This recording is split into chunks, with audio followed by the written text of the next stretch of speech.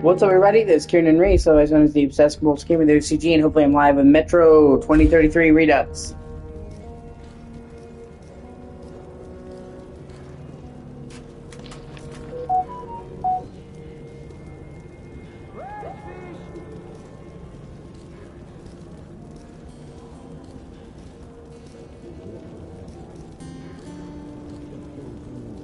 Oh, it's cool. It actually showed the path he took.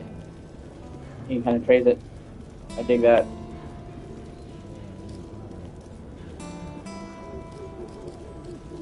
From live.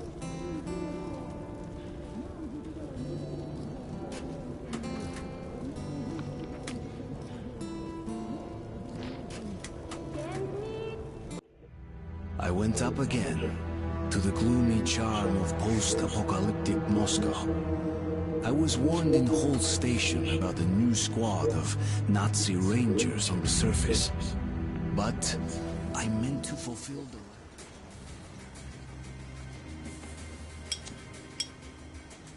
the... Attention! We got company! Oh my god, give me a fucking break, bro.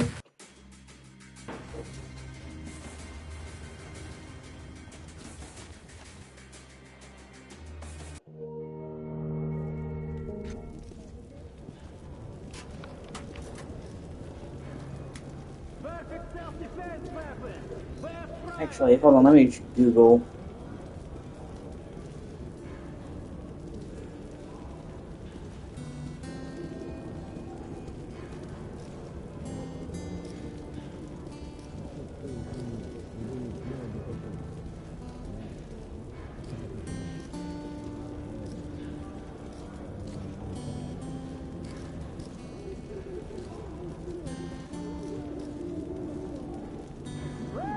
Hey, man.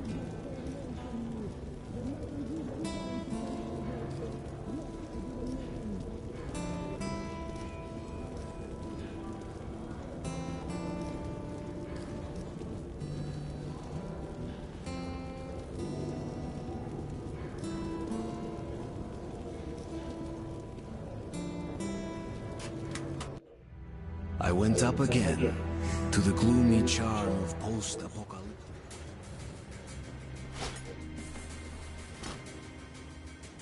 Attention! We got company! Back in shit. We're from.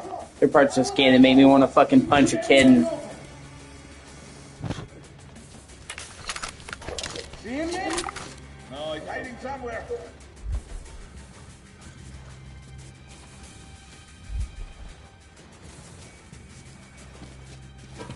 Whoa! Hey, you commie freak! Come out! Yeah, come out so that we can look at you, eh? Hey, not so loud, people. We've got to look.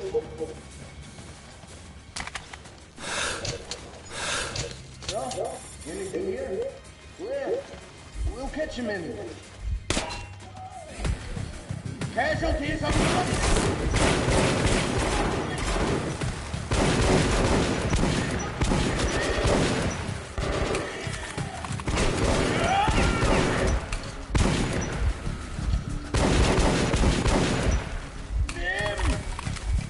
I've got him! Fuck! Yeah, this level's getting my fucking nerves. In general, I think this game was good, but flawed. Like, they really tried, but it's just the first draft.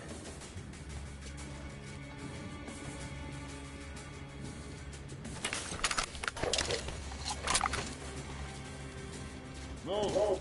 Hey, you commie freak! Come out! Yeah, come out so we can look at you. That's a lot.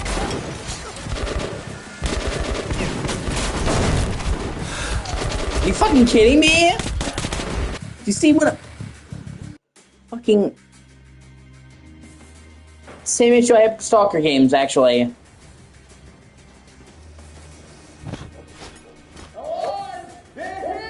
Where it's like, oh, they're realistic. The Stalker games are realistic. And then it's like you get right next to somebody and you shoot them with the shotgun and they'll just shrug it off. I threw a grenade 2 feet from them and they just shrugged it off. Watch this, watch this, watch this. Watch the fucking knife insta-kill them. You fucking game logic, man.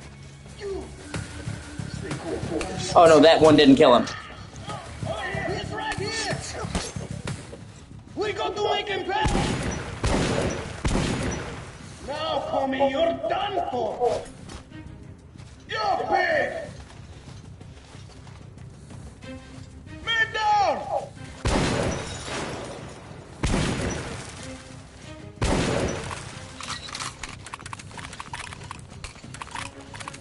I just like a lot of these games kind of undersell the power of a shotgun, man. We're taking casualties, careful!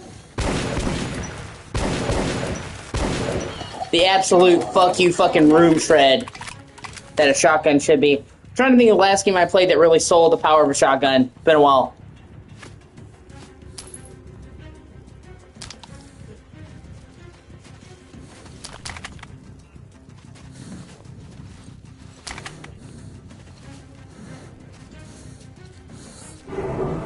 You said you were playing Doom mods, man. Which mods you play?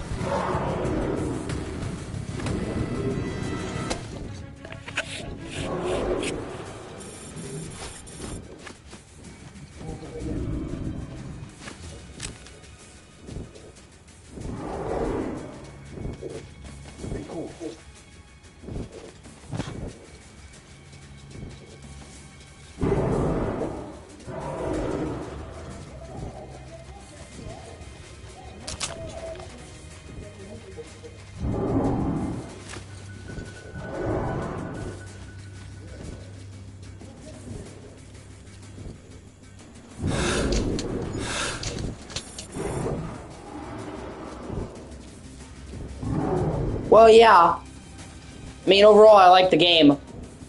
But the team that did Stalker was trying to do this type of game. This, a lot of the Metro games were made by the Stalker team, and they had never done a more linear, story-driven game like this.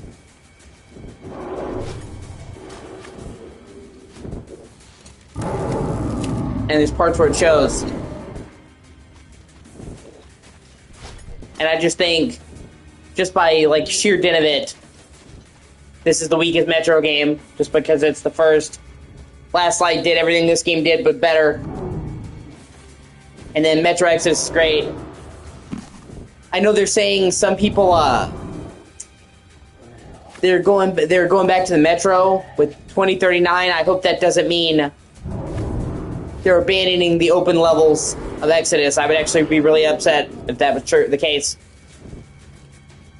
Because I thought Metro Exodus was perfect. It was a linear game, but it had miniature sandboxes that were filled with dense shit, but you still had the progression of the story. I thought that was perfect.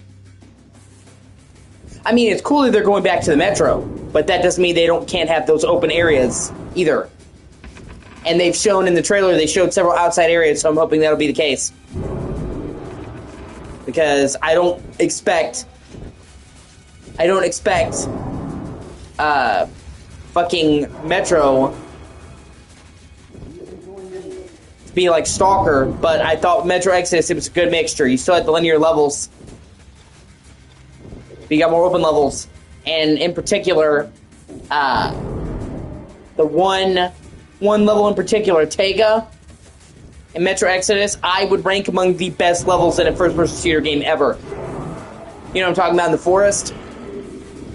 That's not even like a huge sandbox level. That's more like wide linear. It's like a bunch of tiny sandboxes. You have to move forward from one end to the other, but you have space to explore. And that level is just so great. The setting between the teachers, the two followers of the teacher, the forest, the crossbow, which I think Metro's crossbow is fucking sick.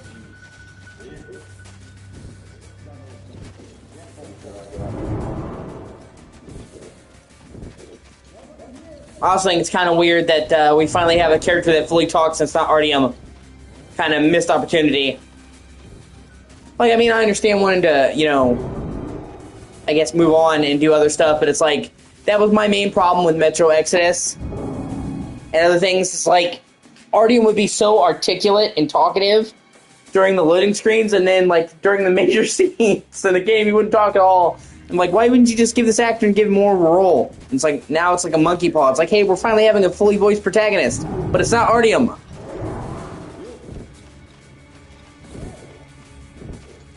Although, if we're counting DLC, technically Sam's story had you play as a fully voiced protagonist.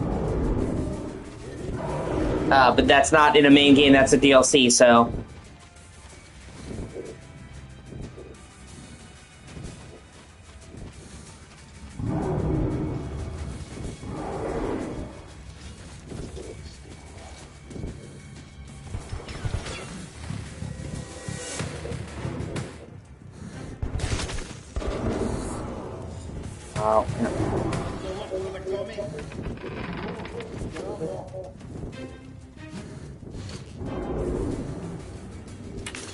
I also need to play Stalker 2, fully play it, but I'm waiting for them to do the 5.4 upgrade. They're migrating all of Stalker 2 to Unreal 5.4, and they're saying that it's supposed to be a huge, huge performance increase. Although, honestly, it's actually pretty good now anyway. But not only that, it's going to look better. Like, it's just better. Like, it's going to actually look better and run better. But, like, they pretty much got it to a lock 60 on PS5. But still, I kind of wanted to wait for that major update to jump back in. Because I know I'll play through the game, and then they'll do the update, and be like, fuck, I've already kind of played through it.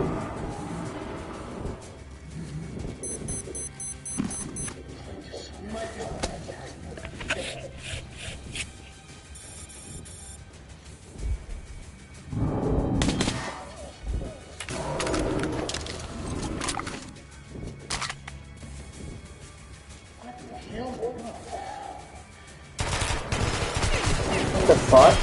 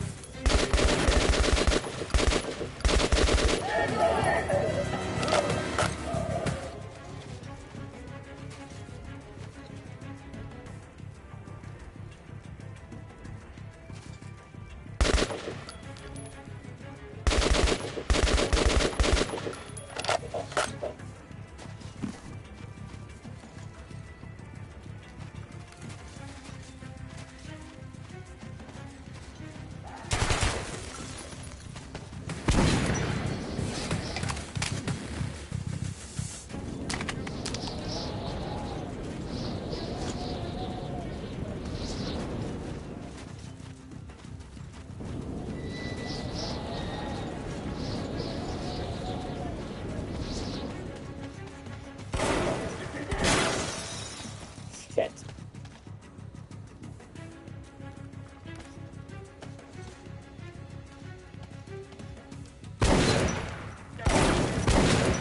Give me one pin!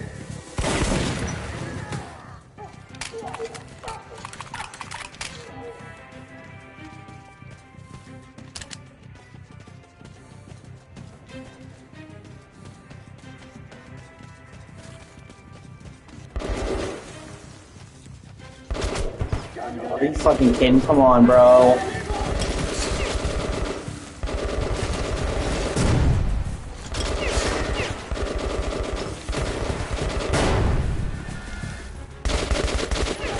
See, I mean, what the fuck was that? It's like a grenade was like a tickle to them.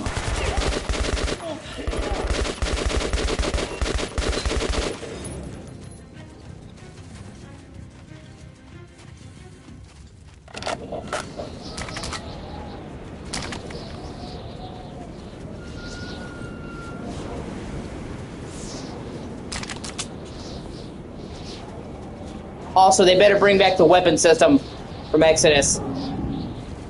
Because that is, like, gotta be one of the best fucking systems of weapon crafting I've ever seen. Being able to just take all the custom parts of an enemy's weapon and just slide that shit right on your own right there with the backpack is fucking sick. It's one of the best weapon customization systems in any game I've ever played.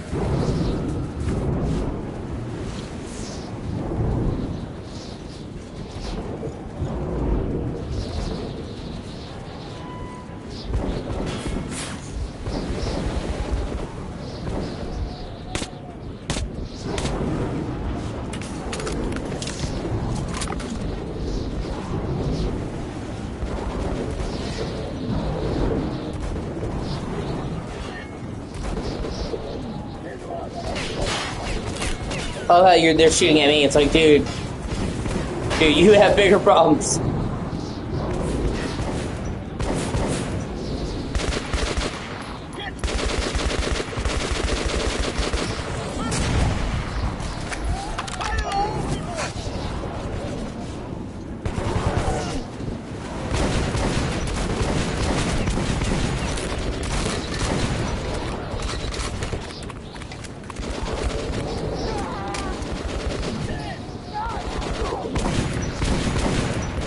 What did that guy just do, a fucking barrel roll? This isn't Dark Souls. That roll is gonna help you from me or them. What's next? Do a fucking kick flip?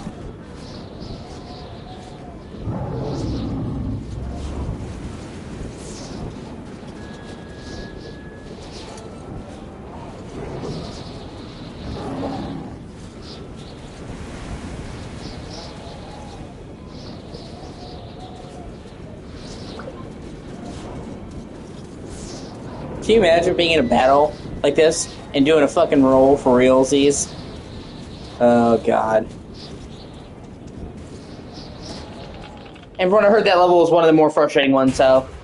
It was clear that Black Station was occupied by fascists, but Olin had said he'd wait for me there.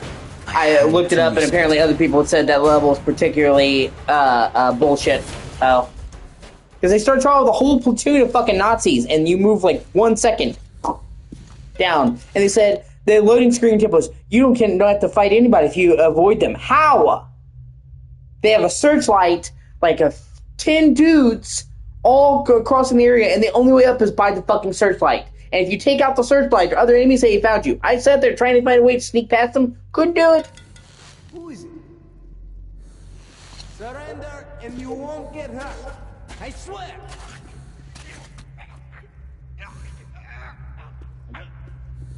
And I'm usually pretty good at stealth in games.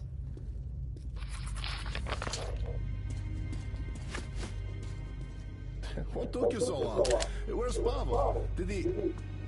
Alright, later. The situation got worse. Nazis literally flooded the station. You'll have to act alone. Sorry. But if you can shut down the generator, it'll be easier to sneak past the guards. Take this. I will wait for you in the deserted tunnel to Polis. What kind of type of gun is that?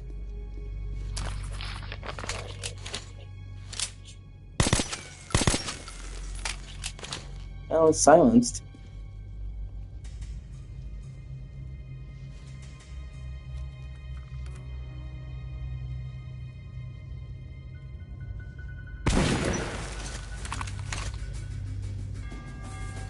Oh no, that's my bad. I forgot. Okay.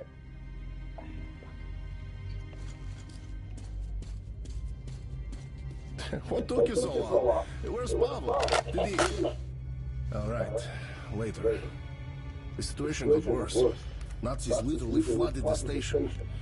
You'll have to act alone. Sorry. But if you can shut down their generator, it'll be easier to sneak past the guards. Take this. I will wait for you in the deserted tunnel to Polis.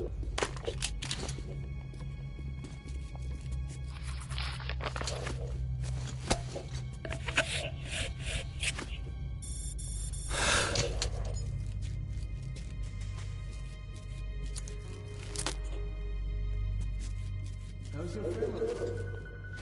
They miss their father. Yours? I don't know. I haven't seen them for weeks. And now we're stuck here.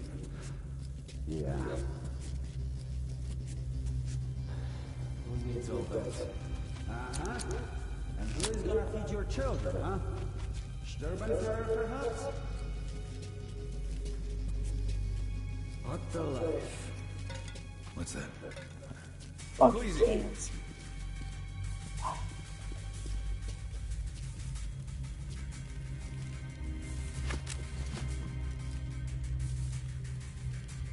It's like actually somebody.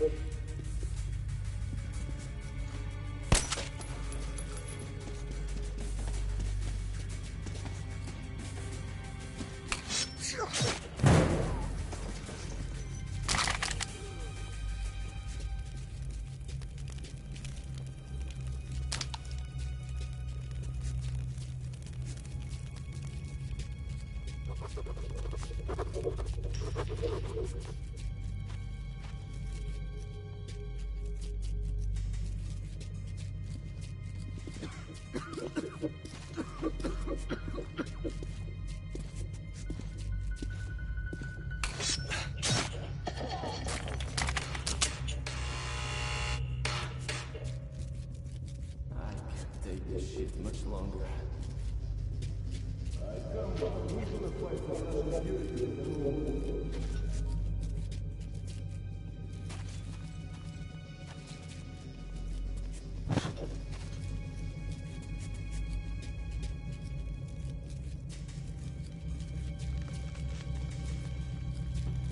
How's the generator working? Okay, as long as no one touches it. Damn shaky piece of junk. Put a guard down. Toha, Kosoi, come here. Watch the generator. And if I catch you playing... Alarm! The gummies are coming! But... Alarm!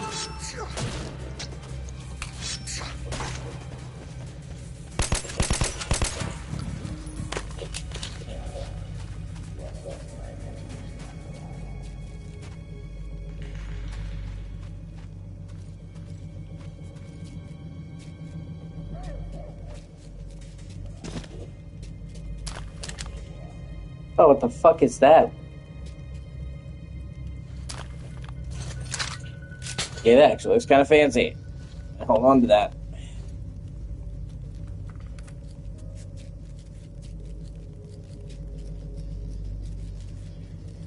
And I keep getting crossbow bolts, so I have not been able to get one fucking crossbow in this game. I haven't seen it in enemies, haven't seen the ability to buy it. They're like, hey, you gonna buy ammo for it?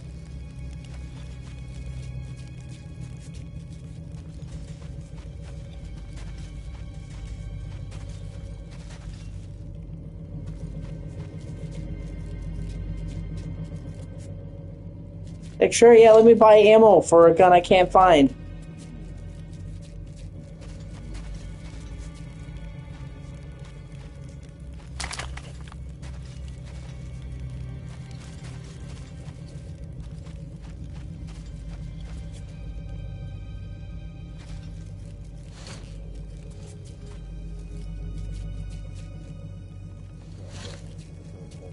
Where's the generator?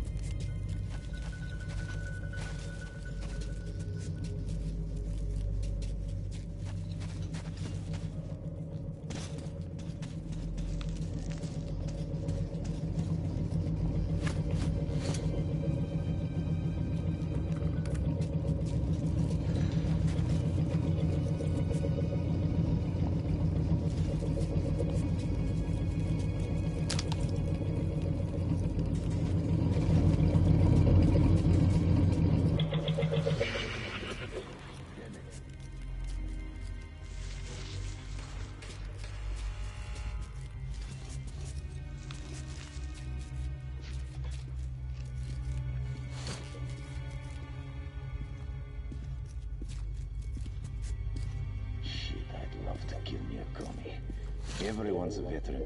What? Who's there? Oh, God. See, like, the stealth's so iffy.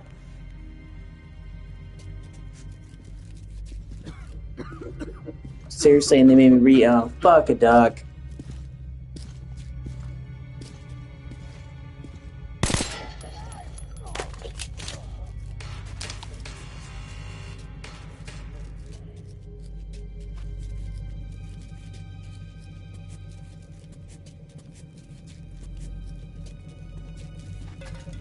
What the... Ah, shit.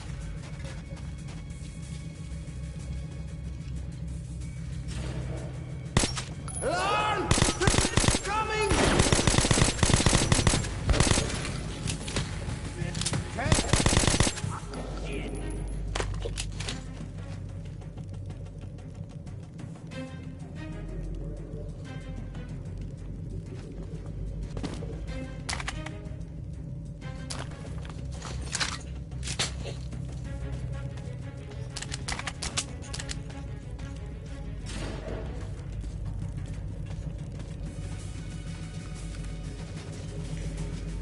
I swear to God, they almost make it so it's like you're penalized for using guns because the fucking throwing knives are actually the best for stealth. It's wild.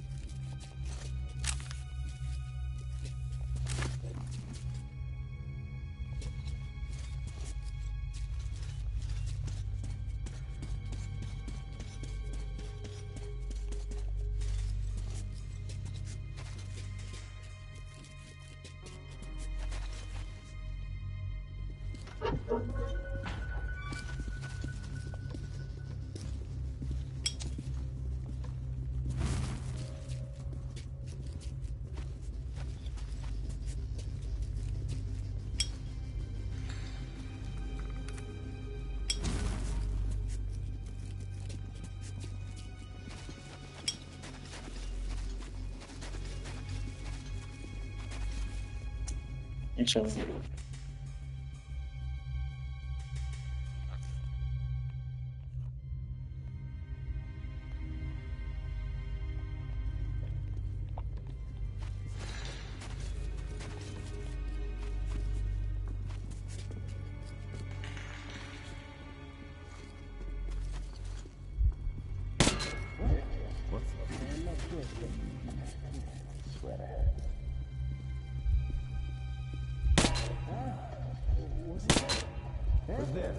Who's that? Feeling my ears ringing back. Someone's out there.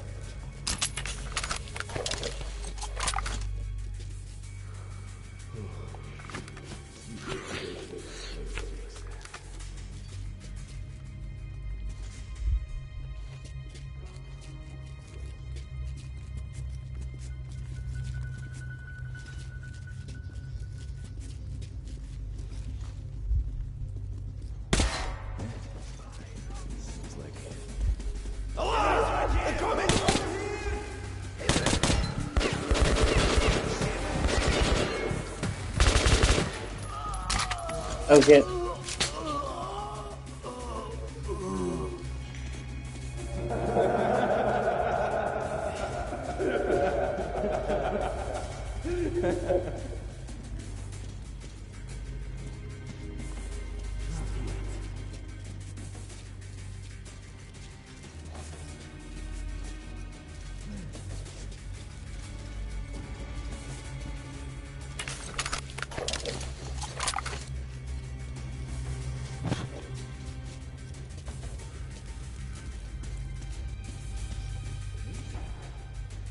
Oh, fuck, is that a Magnum? That's...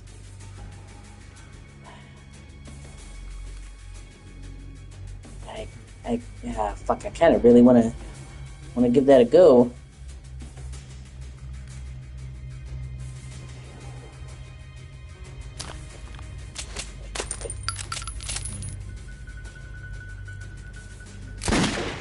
No, it's just a regular pistol. Never mind.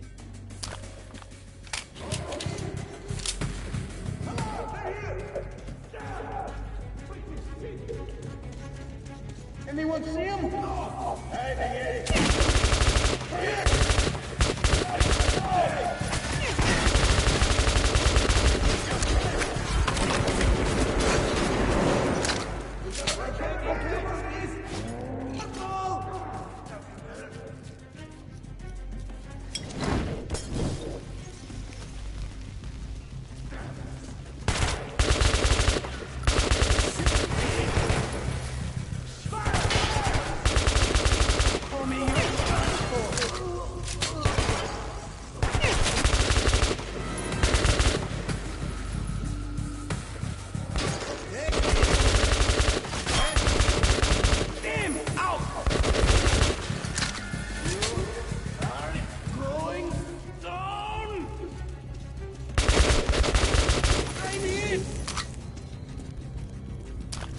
How the fuck did he survive that anyway? Holy shit.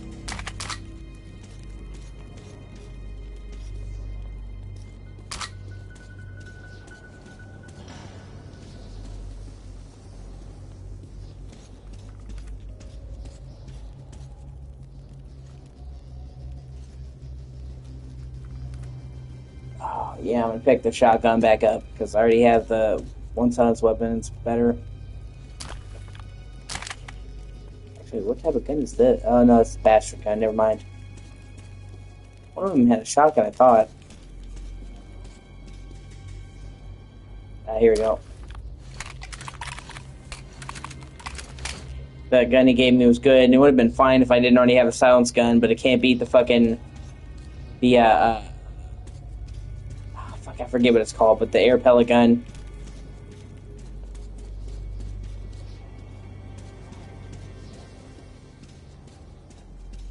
I'm using it, but I forget the actual name of it.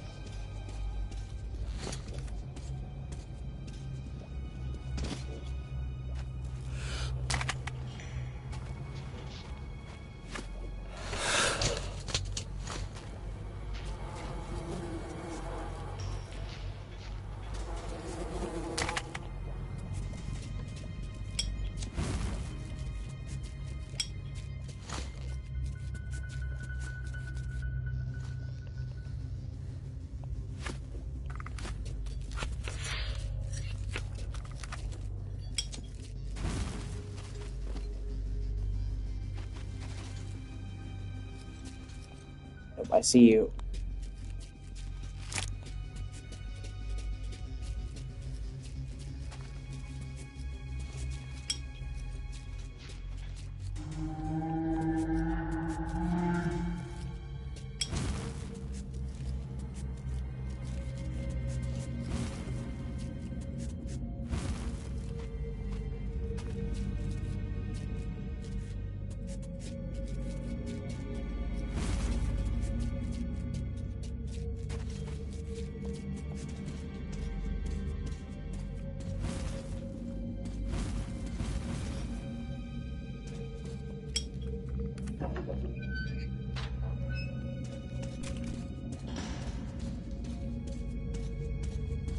Artyom, my man, you made it!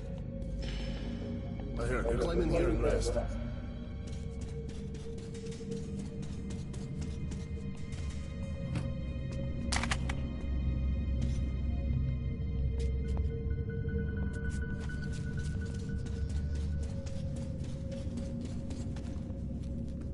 Yeah, rest.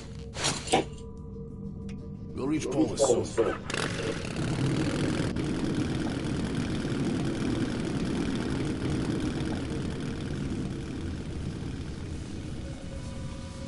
These are not the usual mutant creatures. This is something else. Something much worse.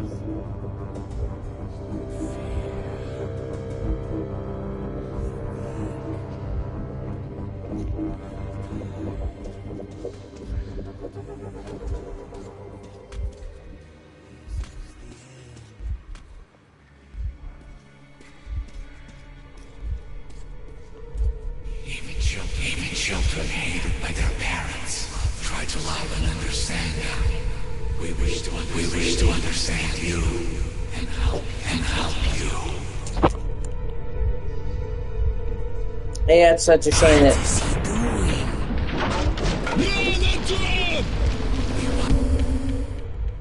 Such a shame that all the bullshit in this game is basically misunderstanding. Yes.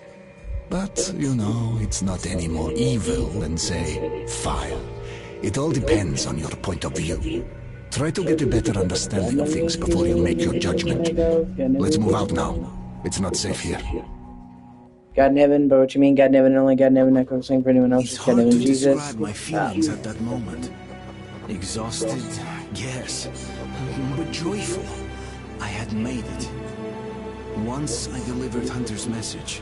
The rescue of my home station could be decided by those stronger and wiser than I. And my task would be over. God in heaven, by which I mean God in heaven, only God in heaven, not going to sing for anyone else. God in heaven, Jesus. Please give me for his voice.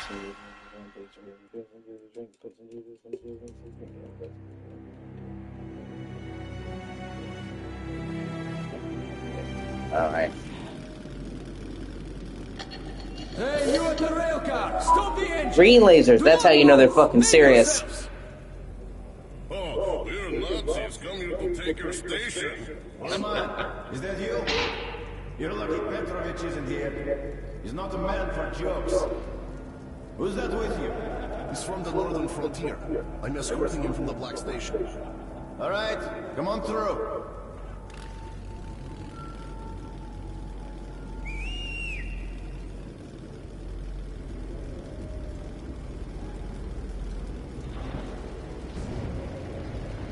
Actually, I'm gonna Google where to get the crossbow.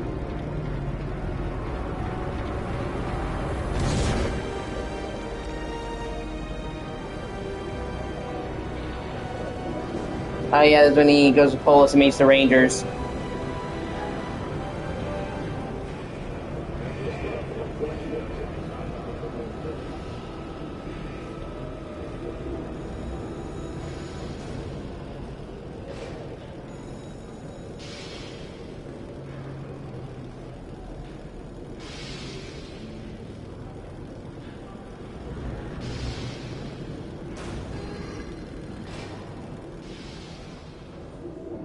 All right, let's go.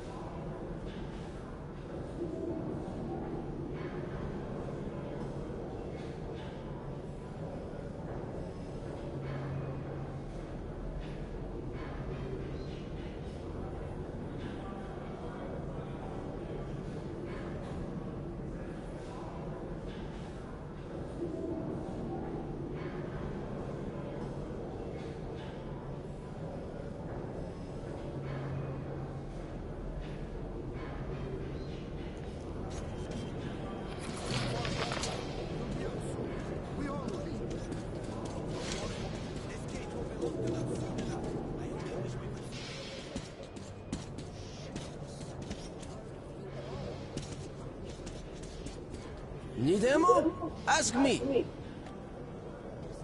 As you wish. Welcome to Polis. Come, look, try and buy.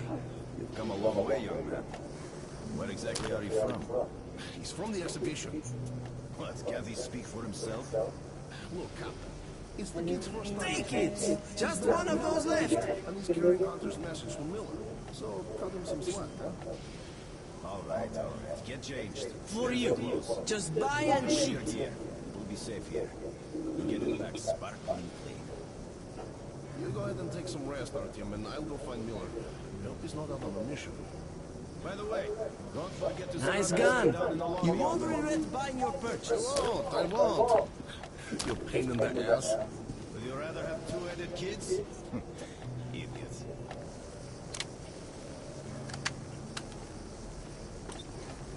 Hello.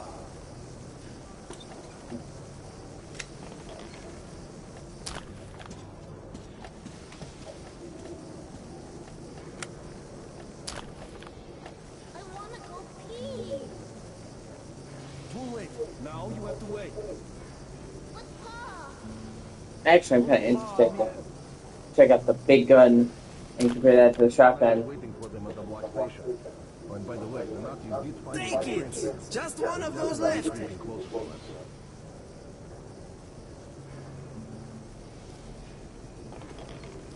Where is he? Colonel, sir, report. Dismissed.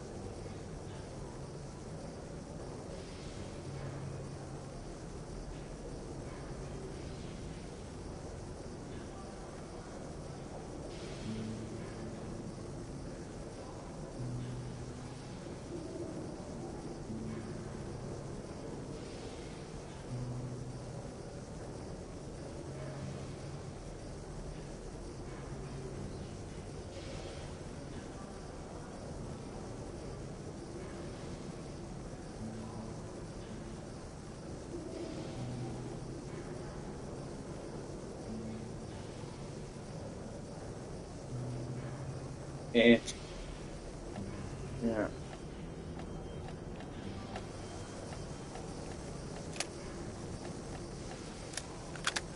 Put a 2x scope.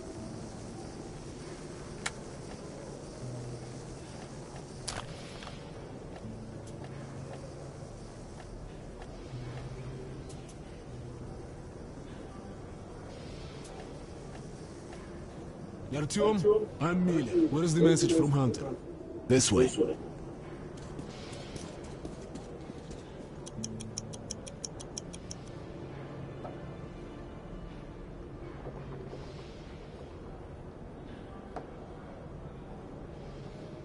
Well, thank you for bringing this to Polis. Was a brave thing you did. I'll call an emergency session. When they summon you, you'll report the situation. All council members, please assemble in the council chamber. I repeat, all council members, please proceed to the council chamber. The council chamber. Escort the boy to the council chamber.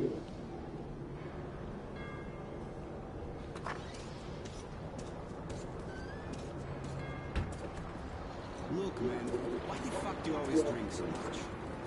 I had to. So is that guy fucking fishing? Wow, that's wild.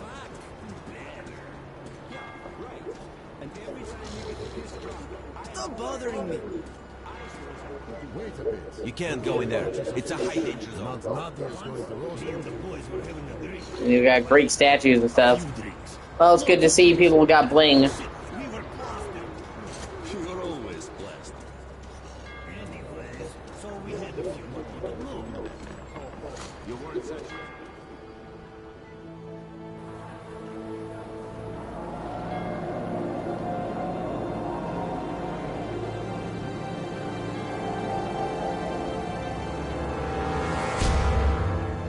Unbelievable.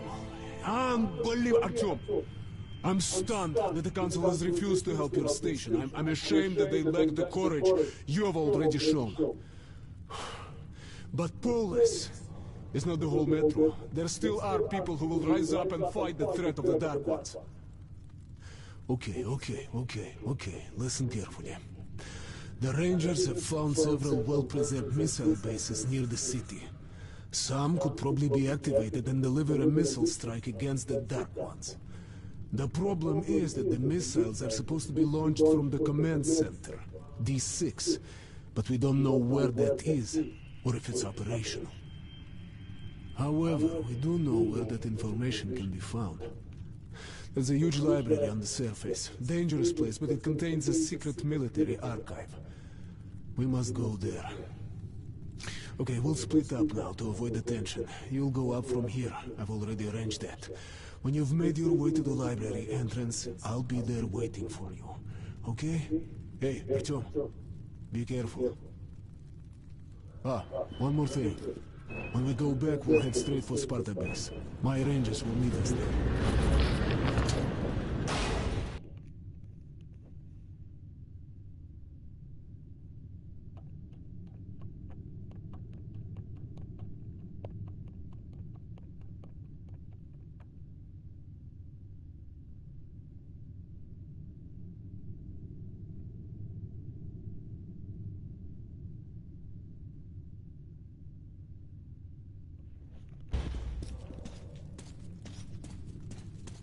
Let's go!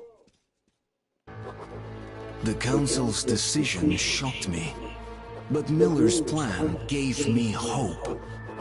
Once more, I climbed up to the bones of Moscow to search for the secret of D6 and a way to awaken the horde of missiles.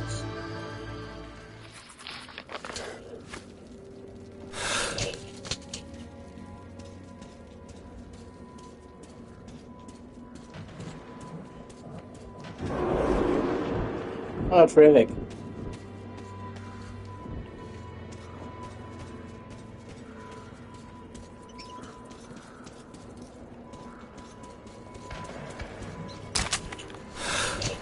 Yep.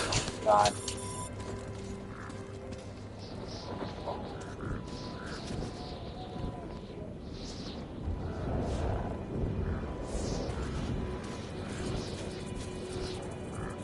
Wow. There are parts in this game where our direction really shines. Parts like here. And that's kind of why, like, there's only so much you can do with the subway tunnels. Like, it doesn't give you a lot of space for variety individuals and shit.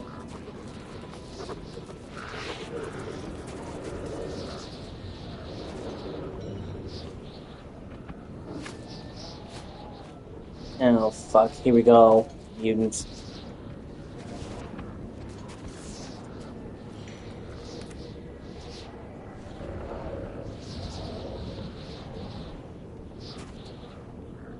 Kind of makes me miss the flame shots, the flame pellets, and Metro Exodus eat them fucking up.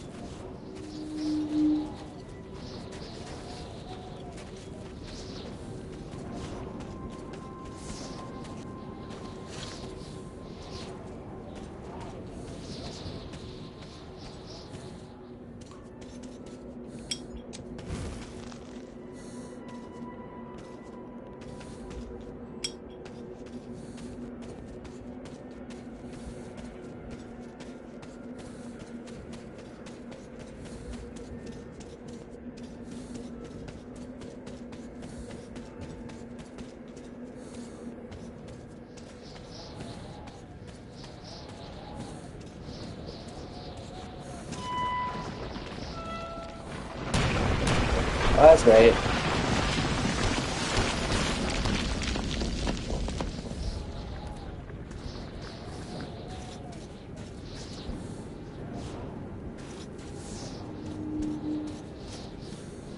There are some really beautiful scenes in this game. I don't know what they've been cooking, man, but they made a custom engine for this. They call it the 4A engine for all these games, and man, it has always been a looker.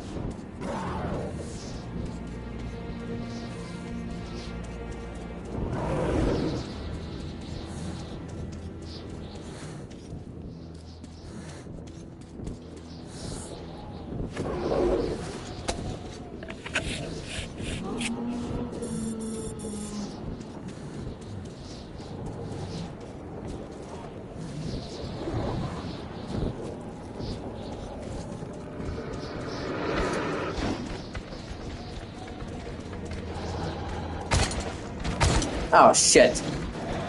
Give me a fucking break.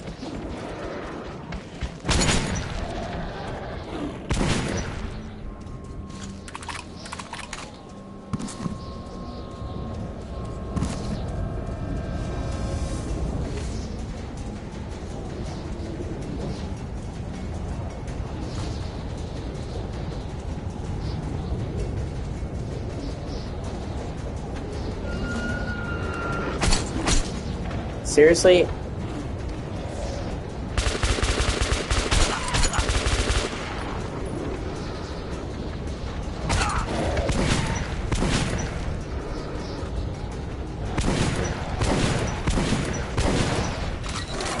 Fuck.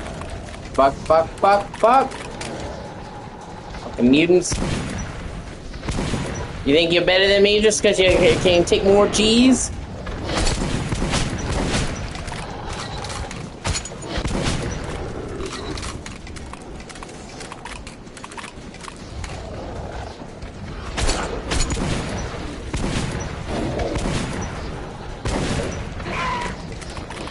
Fuck.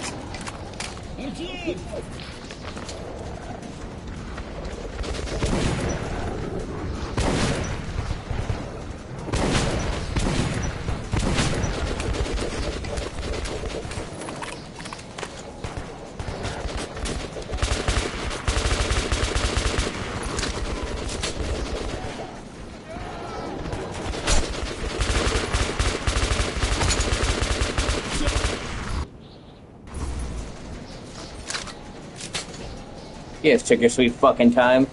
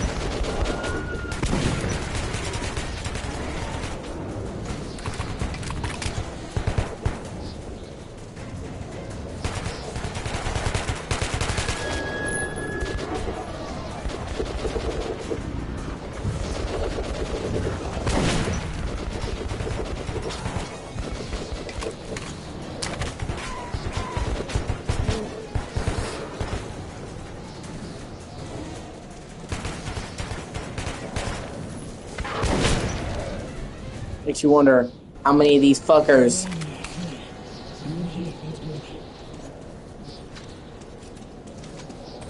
have to die before they realize we're not on the menu.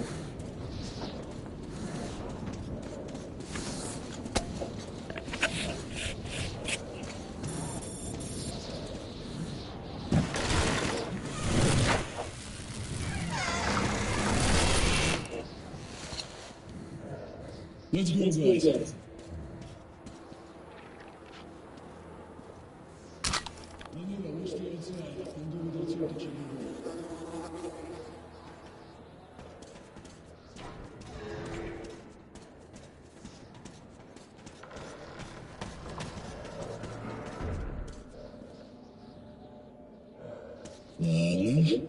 Seems to be quiet.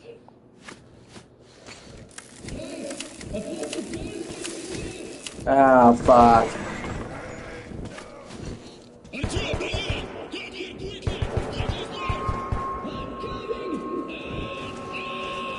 Oh, shit.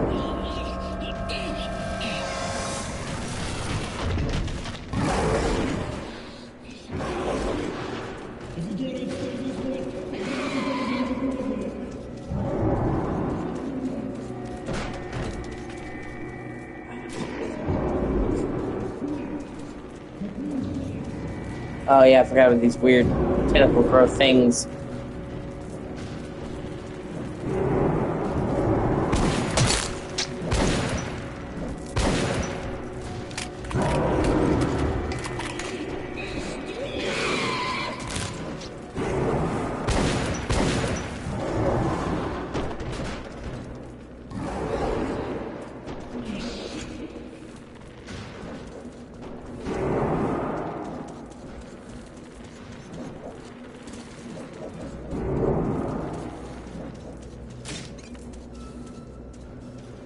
How the fuck was that?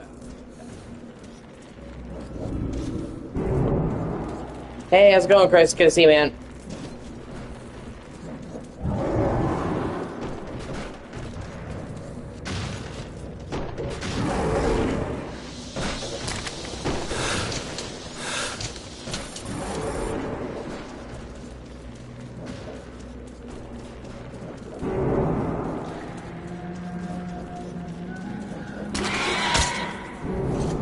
Real, please.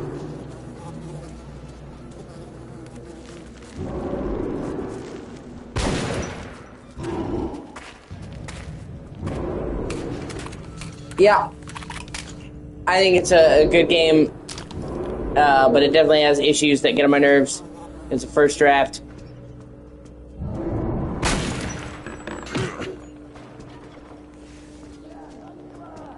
What is the... Is it open now?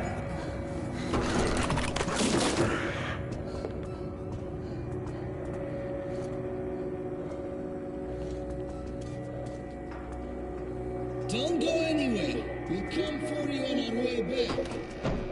It's a joke. That's fucked up, man. Any longer, and those beasts would have ripped us apart. We'd wondered here.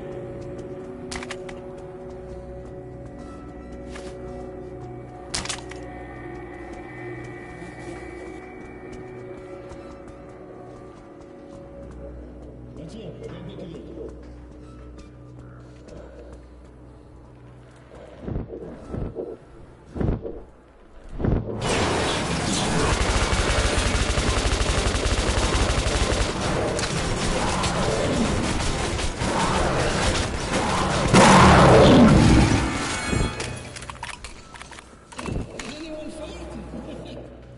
Who cares? In the gas mask, we won't smell it anyway.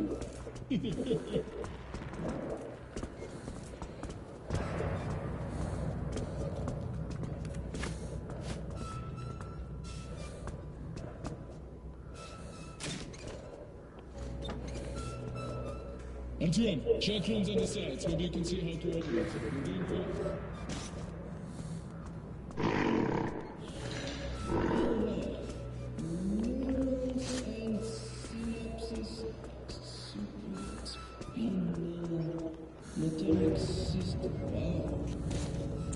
Roadside Picnic. That's hilarious. Roadside Picnic is the name of the book that Stalker is based off of.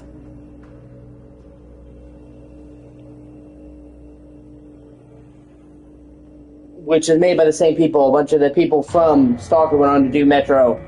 And the beast in God's keep. Roadside picnic. Huh. Something familiar.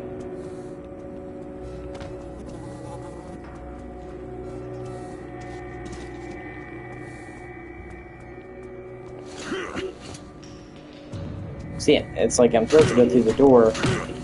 Oh, I can actually just break it down. Well, it's the first time they've actually had me be able to break down doors, so how the fuck was I supposed to know? Whatever. But you ain't got no legs, Private Dan.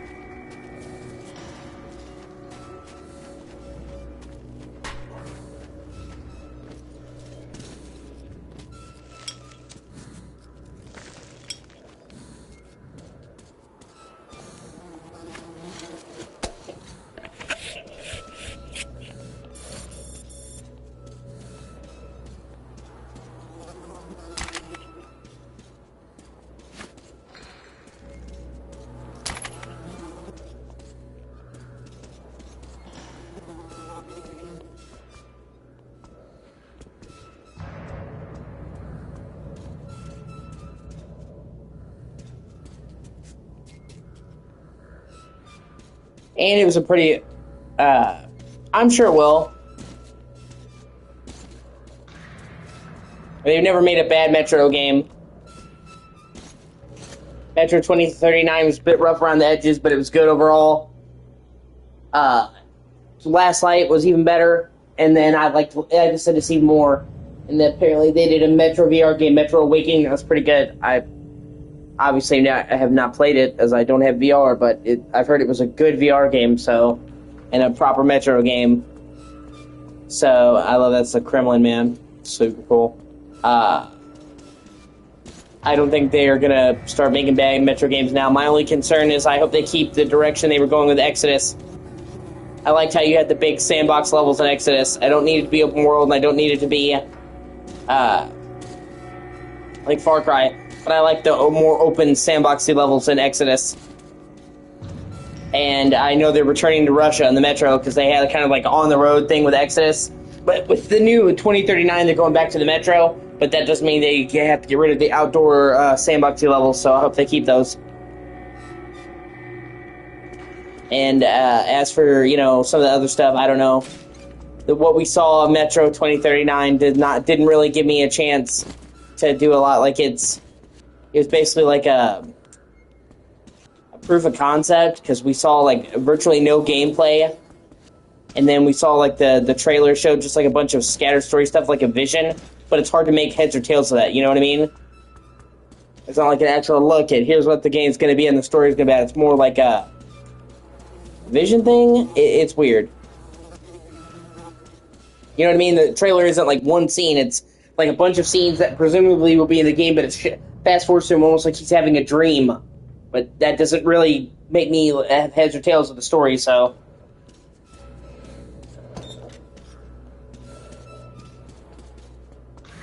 I'm supposed to help them find a way around, and I'm trying to...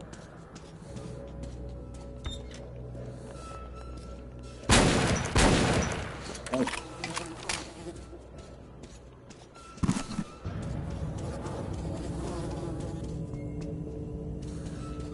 And I'm also hoping it's going to set a new benchmark for graphics. Metro series has always been really pretty. It was hardcore pushed graphics. This game, when it came out, was great. Last Light looks good. I mean, Metro Exodus was fantastic. Like, all these games hardcore pushed the technology they were on. Like, Metro Exodus, if you were to play it at the top settings, is still very punishing on modern PCs, even though it came out in, like, 2019. And then for, when they brought the PS5 version of Exodus, the next-gen update, they actually fucking completely redid all the lighting in the game with ray trace lighting, which is very, very rare.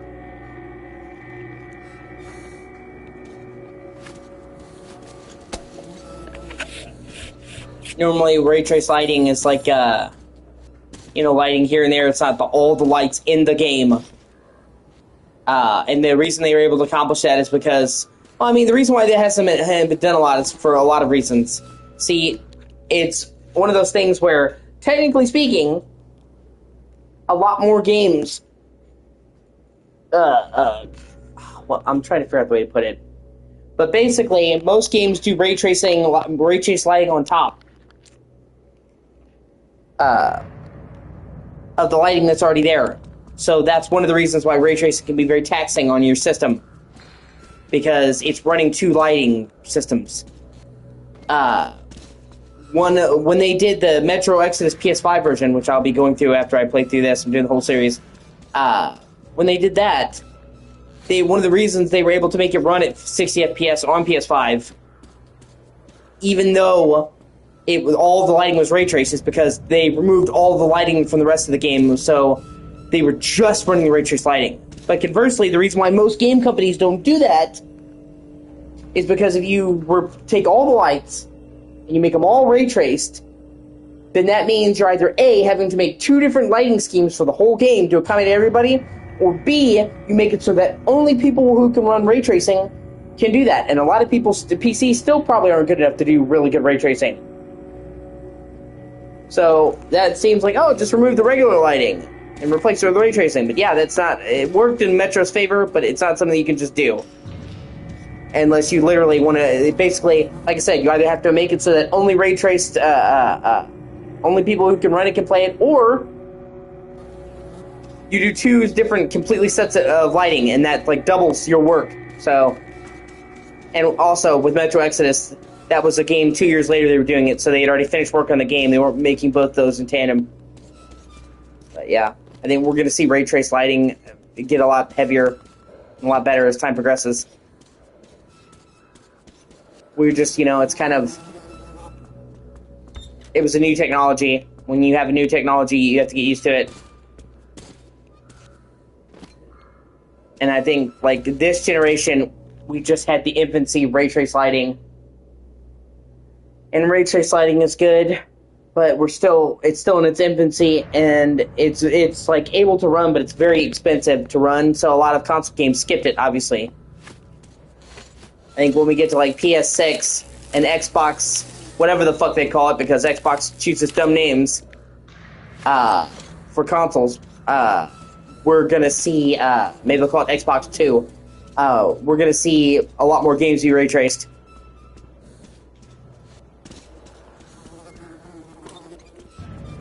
Also, just because it's easier to use. The thing about ray trace lighting, while it's computationally expensive to run, it's actually much easier to make from a developer standpoint because it can kind of work itself. It's real-time lighting that behaves realistically.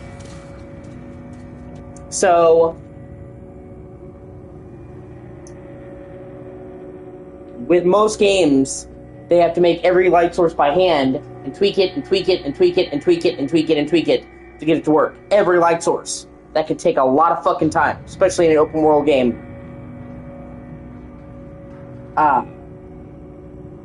Ray trace lighting, it has a lot of the systems built in to automatically adjust. So, like, if you put it there, it does have to work right away. It's like, okay, this is how light's going to behave. So then if you were to, like, just stick it into the scene, it would actually, you would have lighting automatically. And then you can fine-tune it, but it means that once you've coded the lighting and you get it working, that a lot of the heavy lifting is done just by it having, like, physics and real-time lighting being run. So it looks better, and it allows them to make the lighting with a fraction of the time.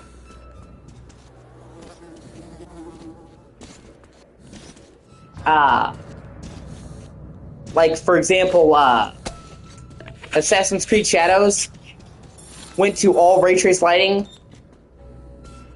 and they said that the data that saved them was terabytes of the lighting they would have had to create and then shrunk down to fit on a game disc that they were able to just avoid by having that shit run in real time. See, I'm trying to figure out what I'm supposed to do. They don't do a good job of telling you where you need to go sometimes in this game. They're like, get the door open. How? How am I supposed to get the door open? I can't fucking beat it open.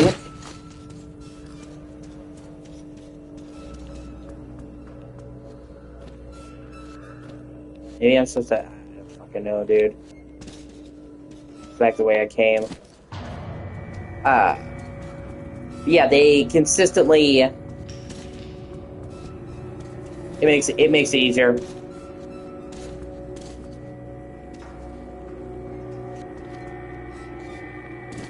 Yeah.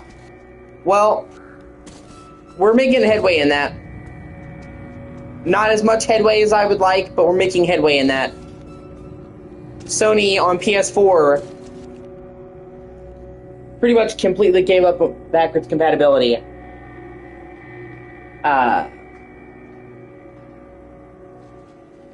It had no backwards compatibility to speak of, and they had a little bit of PS2 games they brought and then gave up on. So there was virtually no backwards compatibility on PS5. Or PS4, I'm sorry, PS4. Then on PS5, we had native backwards compatibility for PS4 games, with like 99% of games working flawlessly. A couple don't. Whatever. And we started now to get PS1 classics, PS2 classics, PSP classics. Obviously, it's a paltry collection, and it's missing a lot of games, but we're having something now. So, but yeah, we definitely could do a lot more with that. And also, I'm just gonna load the checkpoint. I wasted too much time on my air.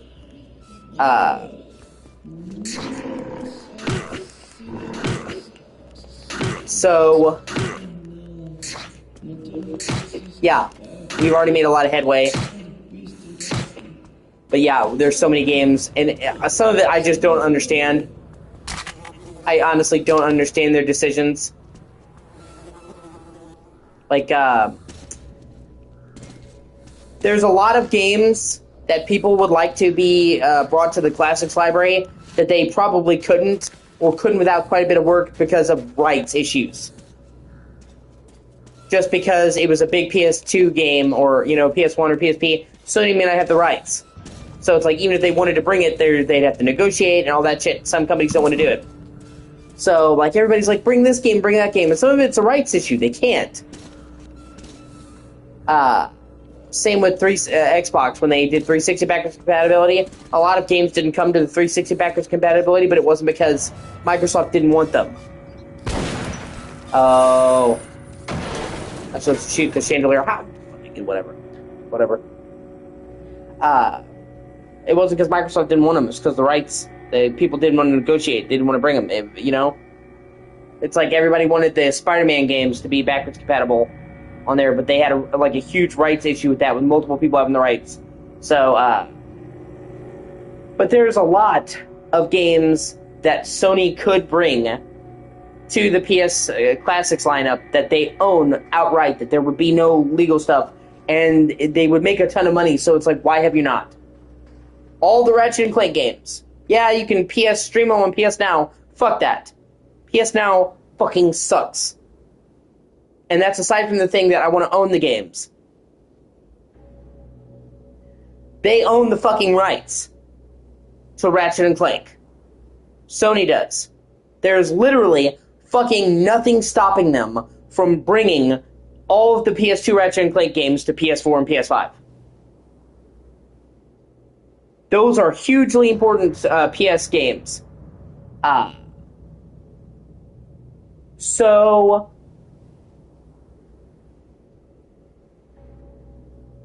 why would you not bring them? And what's crazy is they brought the PSP Ratchet & Clank games, which I'm not going to complain. I'm glad they brought them. But, so it's like, so you do fucking Secret Agent Clank before you do Ratchet & Clank 1, 2, 3, and Deadlocked? That's fucking weird. You know, and like I said, like, for the PS3 Ratchets, I can understand. Because they would need to do a specialized port. They would need to do a full remaster. But for the PS2 Ratchets, so like the first 4 games, translating them to fucking PS5 is easy as cake. Emulating a PS2 for the PS5 is nothing. It's lightweight. That's what I'm saying. And it's really easy to do. Okay, they basically have a small studio, I forget the name, but Sony pays a small studio to port them over, or emulate them. They're emulating them, and then make sure they run well. Because you have to, you know, when you emulate something and you move it to a new system, there could be all kinds of unexpected things. So they get a small team of people to go through and just safety check that chip. That's pretty much it. Okay? Emulating PS2 in this day and age with the right hardware is fucking cake. And PS5 has more than enough power with the CPU. So literally, when it comes to porting PS2 classics over, it's easy work. You literally just have to have a small team just go through and play the game just to double check and make sure it works. Usually it does, but sometimes there'll be issues and they gotta tweak it. But for most of them, it's easy as shit. So, you know, why is there no fucking Ratchet games on the classic lineup? Why is there none of the classic God of War games? I know they're going to be remaking the first 3 God of Wars. They announced that at the last Sony Direct. Those are many years away. They said they're still early in production. Bring the fucking classic ones to play. On modern hardware, the only fucking God of War classic game you can play is 3. Which is good, but you can bring the rest of them. They own the rights to God of War. There's nothing stopping them from bringing them PS2 classics. And you know they would fucking sell. You know, or like Capcom. There's so many games they could do with Capcom. They've proven that Capcom wants to work with them. They've already brought Resident Evil 1, 2, and 3, the original, to the PS1 classics. And then they brought Dino Crisis to the PS1 classics. So Capcom's willing to work with them. Okay, where's fucking Haunting Ground?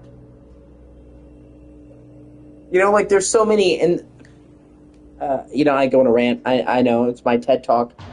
But it is basically free money. It is incredibly easy to port these games over. PS2 emulation has been figured out.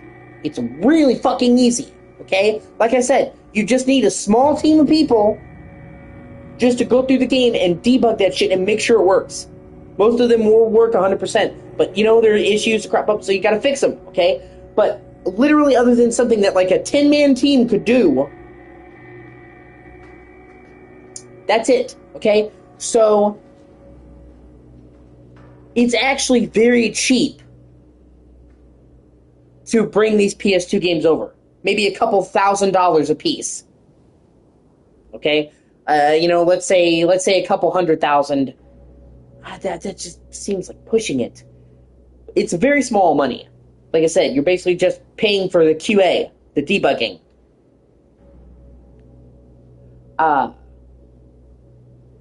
So it's fucking free money. Because it costs so little to port them over that even if they only sold a couple thousand copies or a couple thousand units, digital, whatever, they would make their money back. And then some. So even if they brought a game to the PS2 Classics library and it didn't do very well financially, it would still make the money back. Like when you only have like 10 guys porting a game from 15 years ago, it's really cheap. So you could sell just a little bit and make your money back and then some. So it's very little downside. Even if the game didn't do very well on the PS service, they spent such little money to bring it over, they still made a profit. And then other times, they did well. Sony, for example, said a while back that Sly Cooper, when they added Sly Cooper to the PS Premium, it was one of the highest played games on PS Premium. Which is kind of insane because there's a lot of big games on PS Premium. So in that case, that made them a shit ton of money. Because it cost a little bit to pull over, and then it became one of their most played games on PS Premium. Driving a huge amount of revenue. And that's why, like, only like 2 months later they brought Sly 2 and 3. Because, like, oh shit, this is, a lot of people play this. And that's what I'm saying. You think a lot of people play Sly? Bring Ratchet and Clank. Bring fucking God of War, and I guarantee you will see a crazy amount of people will fucking buy these games. And like I said, they sell them for what, $10 a pop? Usually Sony's not greedy with it. Makes money hand over fucking fist, dude. That's what I'm saying. And even if it didn't sell a crazy amount, it cost so little to port it that it still made the money back. It's like a virtually win-win situation.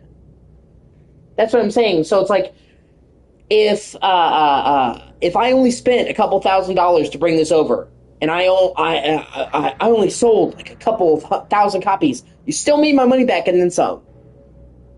And that's what I'm saying. I guarantee you, if they brought God of War 1 and 2 for sale for just $10, they would make a fucking crazy bank off of that. I promise you.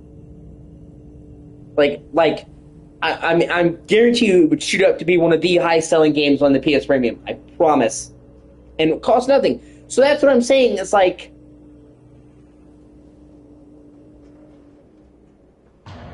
we have made progress. We went from not having any backwards compatibility at all and no classic games to having backwards compatibility with PS4 and a good chunk of PS2 games. So we have made headway.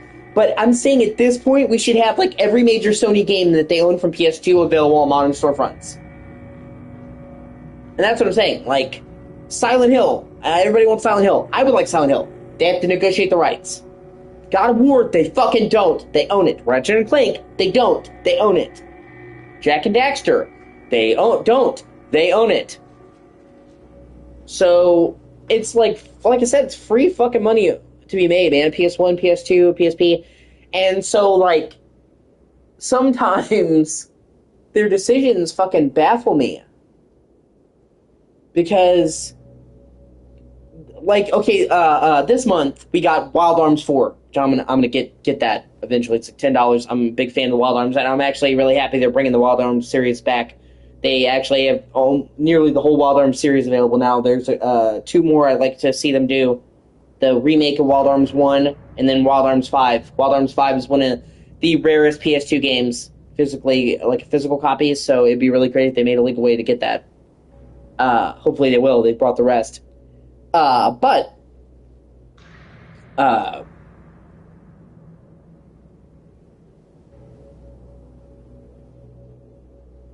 sorry, they make so much money. They should just have all of their major games brought over. It costs them virtually nothing. It preserves the games. It gives a legal way to play these games and give money to the developers. It should be done more. Like I said, for other games, okay, but like there's so many games that Sony owns, and their choices are baffling. Yeah, I'm sorry, I lost my train of thought. This month they did Wild Arms 4. That came out yesterday.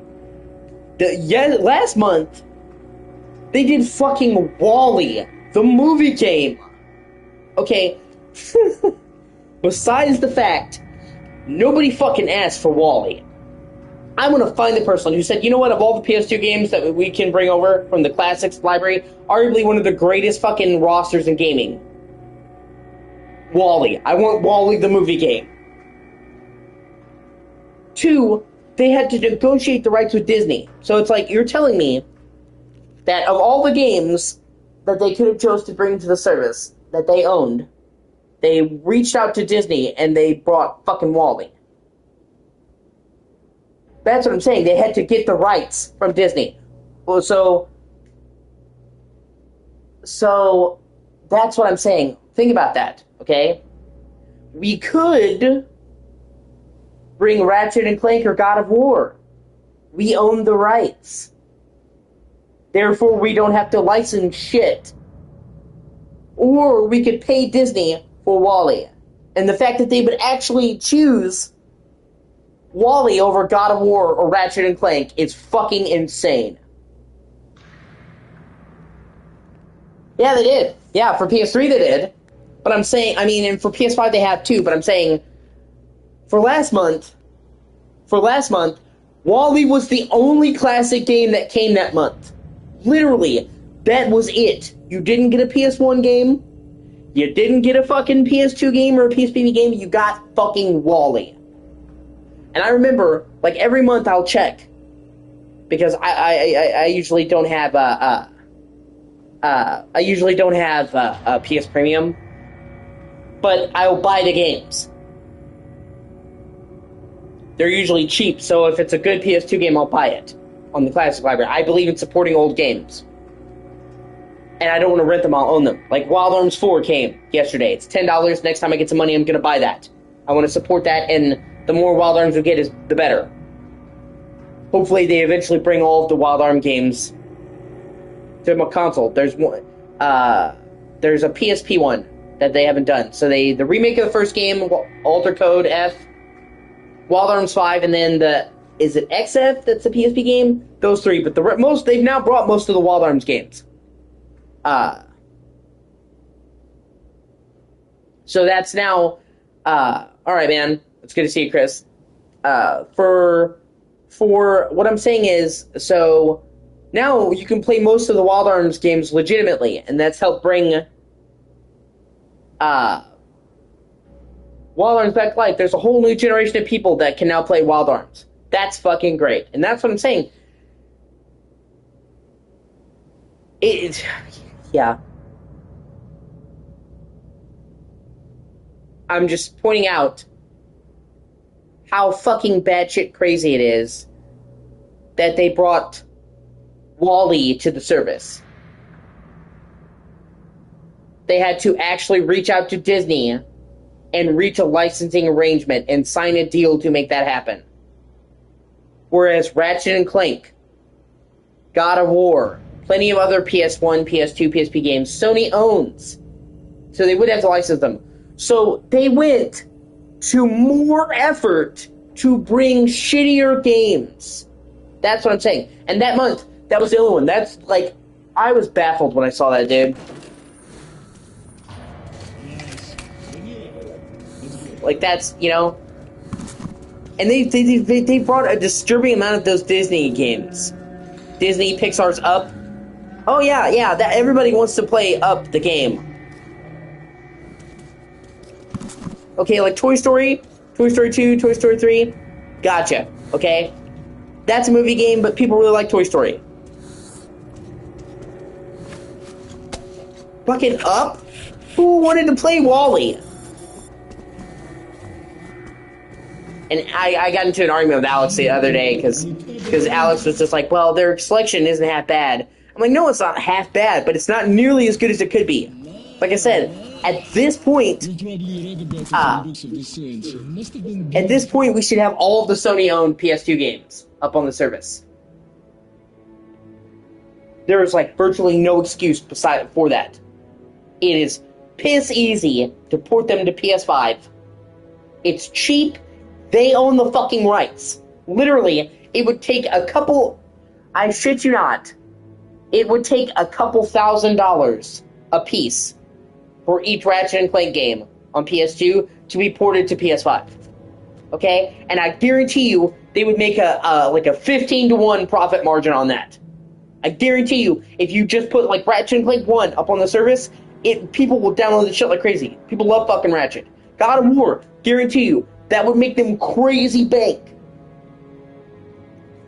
And, like I said, would not require negotiating a contract. So, the fact that they would go to Disney and negotiate a license for a fucking shitty movie game before they would bring one of the series they own is bonkers. That's what I mean, like... Oh, God.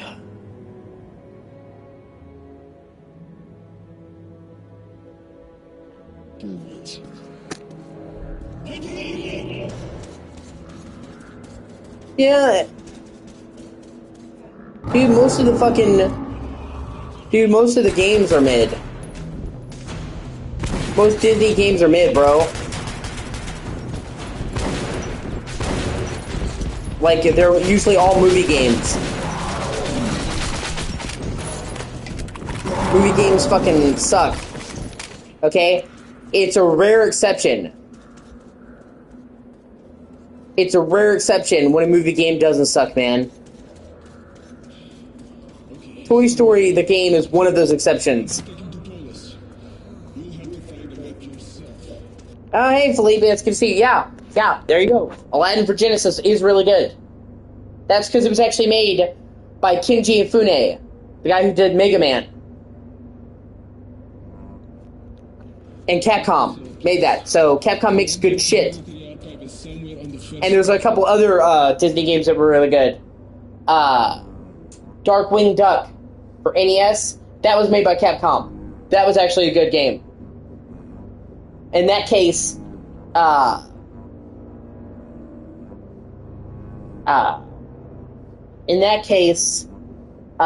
hired Capcom, who knew what they were doing. But I'm saying, for every good movie game you make, there's gonna be like 15 that fucking suck.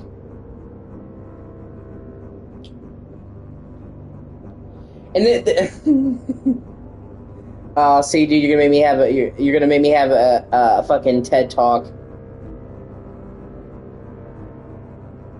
You made me write you a thesis, but like, this is also what I bring up when I talk about like people do this thing that annoys the shit out of me, where they overly romanticize old gaming to demonize current gaming. Like, you will have people say, modern gaming is doomed, and then they will say, old gaming was the shit, where do we come from here? And they will just completely gloss over the bullshit. Like, and I brought this up before, they'd be like, man, do you remember when they used to release finished games? Oh yeah, so you're telling me that no unfinished buggy games ever came to PS2? Fucking bullshit! Unfinished fucking games came to PS2 all fucking time! PS1, like, literally, every fucking generation of gaming has had poor buggy games. There's always gonna be games that are buggy and unfinished. Obviously, in literally every generation. Okay? The difference is that now they can actually update the game and hopefully fix it. We've seen games like No Man's Sky, I can't think of some, but I can't think of more than that. But we've seen games that have went from shit to being good through updates. That could not have happened before. And it used to be that if they did fix the game, you'd have to buy another fucking copy. Like Crash Bandicoot, The Wrath of Cortex. Game is actually a pretty decent game. But the first version on PS2 had notoriously fucking awful load times. Like minute to 2 minute fucking load times. It was widely lampooned for that. Okay? So then, they did release a new version of the game for PS2, the greatest hits, that fixed those load times and got them down to normal things, because it was just unoptimized. They rushed it out. Does that help you if you already bought the old version? No, you've got to buy another fucking copy. That's what I mean. So, like, people will just say, well, they didn't release unfinished games back in the day. They absolutely fucking did. Literally, if you want to see all buggy unfinished games, look up AVGN, which I'm sure you've seen. I know you've seen it, Destin. I'm pretty sure Philippe, you've seen fucking AVGN. There were so many rushed, buggy, shitty fucking games in the old days, man. Only somebody who wasn't around for gaming is, oh yeah, they just now released it. Am I saying that you should release unfinished games? Absolutely not. When a game comes out unfinished, it is shitty. No matter what day it is, no matter what year it is, system, you should release games when they're fucking ready. Okay? Because even if you miss your deadlines, even if you miss, like, your stuff, you don't get bonuses, because a lot of these games have, like, stuff predicated, you are still better off taking that hit in the short term to your bonuses than releasing a shit game. Because the bonus in the short term is not worth the trashing your brand in the long term. Okay? But my point is not that, you know, it's okay to release buggy games. It's not. My point is that it's not a new fucking thing. It's happened in every console generation, and the fucking people who say, well, they didn't used to release buggy games, I hate that they release unfinished games now, probably weren't around for these old games, because there was plenty of fucking shit. And like I said, and people are like, man, all the games in the day were good. They were good. Okay, no. That's what I'm saying. History has a way of whittling things down to the gems.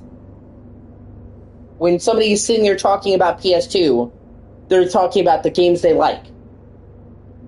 Okay? And that's fair, because those are the ones you remember. But when you take a look at the actual library of PS2, there was a lot of fucking shovelware on there, too. There always is. For every one good game you make, there's going to be 10 shit ones. That's just the reality of it. That's what I'm saying. But these kids, like, as Zoomers who are growing up now, and they're, like, romanticizing this fucking notion of games that their dads played, are not, like, being accurate to the actual way that games were. And that's what I'm saying. Like, yeah, gaming back then was awesome, and gaming now is shit. If you're looking at gaming back then through rose-covered glasses, like, everybody's like, man, I hate all these tie-ins. Yeah, well, you should have seen the day of movie game crossovers, where every fucking movie had to have a game, and it was usually fucking terrible. I'm so glad movie games died. I really am. Because, like, it's seriously hundreds of movie game tie-ins. And what, were, like, maybe 10 of them good? Seriously, like, X-Men Origins Wolverine. Really good. Great game. Although, you know, that's also because it was handled by people that actually did good games. Whatever. Aladdin. Since we were just talking about Aladdin. That technically was based off of a movie. Okay? I'm trying to think of more. There's not a lot. Batman Begins.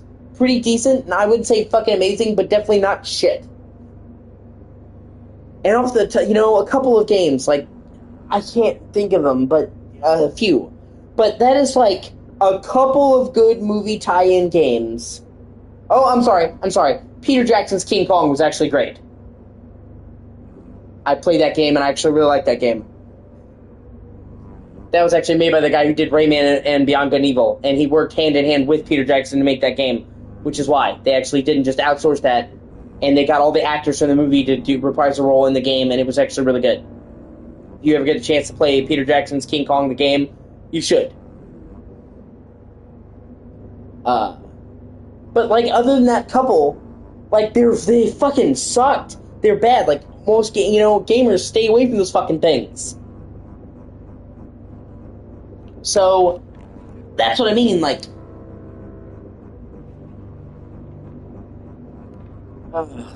It's just frustrating because it's like, yeah, certain things about gaming has changed for the worst. I don't like microtransactions. I don't like anything about microtransactions. I don't like what they've done to the industry. It would have been better if we had, stayed away from that. Although we're actually moving more and more away from that as we speak. Microtransactions are a lot less in games than they used to be, thankfully. But overall, it's you win some and you lose some. That's the thing. And like I said, people who just act like PS2, GameCube, Xbox, they were just golden age, and they're just perfect games. They're just fucking full of shit, man. Door of the library. The door the librarian went through leads there. There's not much time. Dawn's coming.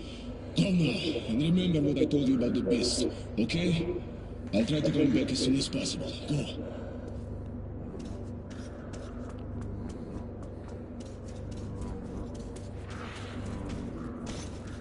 And like I said, PS2 had a lot of great games. It had a lot of stinkers. You know what I mean? So, and if you're gonna talk about old games, you can't just bring up the good and leave out the bad. And that's what a lot of these people are doing.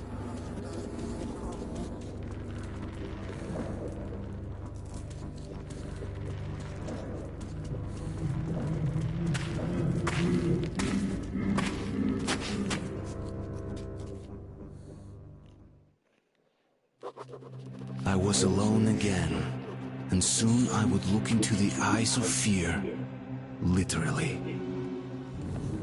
That sounds terrific.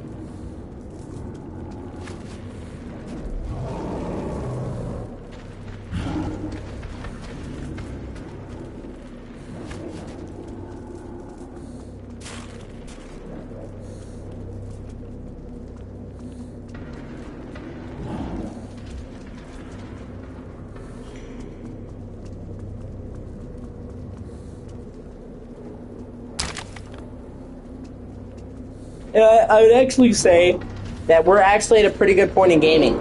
Like, granted, there's some things I don't like. I don't like how the prices this generation have universally gone up. I think that's bullshit. They should be going down. The PS5 should be like half the price it was at launch now. Oh. A lot of that is due to the tariffs and the AI shit that can't be controlled, but still sucks. Really, asshole?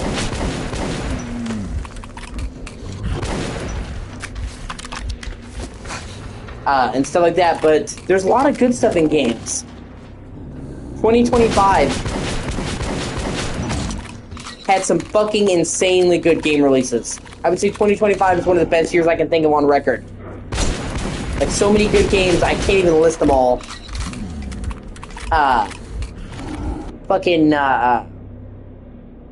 Ghost of Yotai, fucking awesome. God, see, now that I've mentioned it, I can't think of them, but so many good games came out in 2025.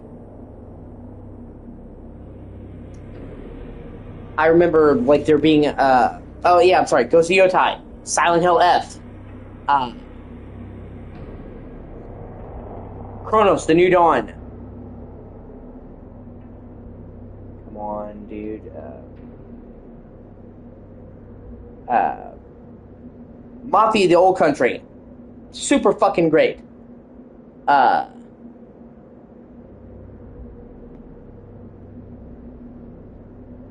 Well, yeah, that's kind of like decoupled from that. Obviously, I'm simply talking about the people who are doomsdaying about the state of gaming. Obviously, society, you know. God, there's so many games that were good in 2025. Lies of P DLC. Fucking awesome, even though it wasn't a full game.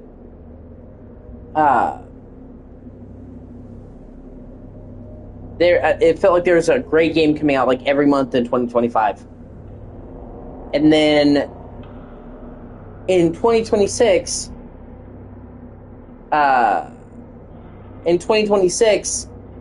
already we've gotten Resident Evil Requiem, which is fucking awesome, one of the best Resident Evil games ever. And I'm somebody that literally, I played pretty much every major Resident Evil games, and they really, really knocked it out of the park with RE9. We've had Crimson Desert, which is fucking awesome. My dad's playing through that, and it's great. It's like this generation Skyrim. I really believe that. It's like the RPG to beat now. Pragmata, which looks great and awesome. And then we've got fucking 007 First Light, which looks fucking awesome. And Lego Batman Legacy of the Dark Knight, which looks fucking awesome, coming next month. And that's that's just what we know of.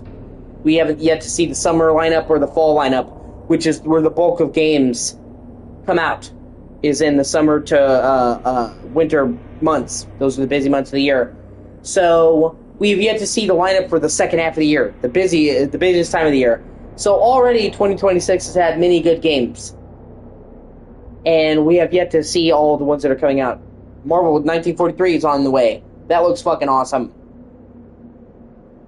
Gothic remake looks awesome. Coming, I think they said July? Somewhere around that summer.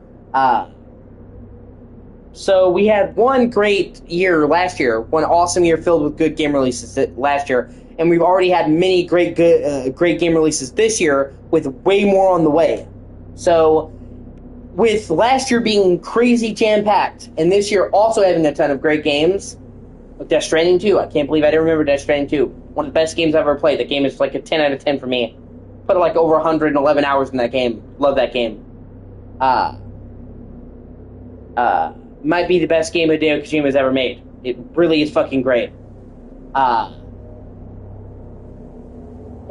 I said, we came off of one incredibly strong year, and we've come right into another strong year in gaming.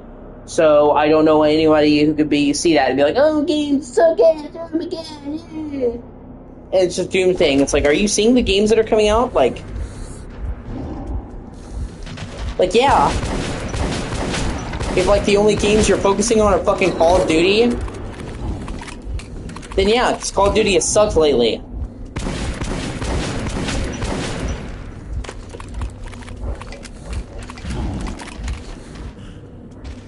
But, you know, if you look around, there's a lot of good games coming out, dog.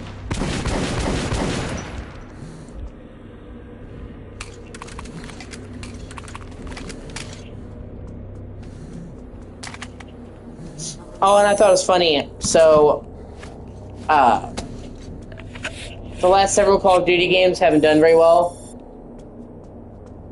And, because normally they're like the best-selling games of the year they come out in. Even the years they do, like, less than others, they still are the best-selling games that came out in. The only time in, like, the last 10 or 15 years that games have overthrown Call of Duty as the best-selling game of the year, it was 2013, when GTA 5 came out, obviously.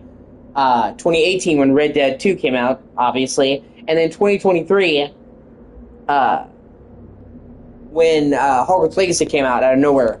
So, literally, other than that, every single year Call of Duty's been the number one selling game.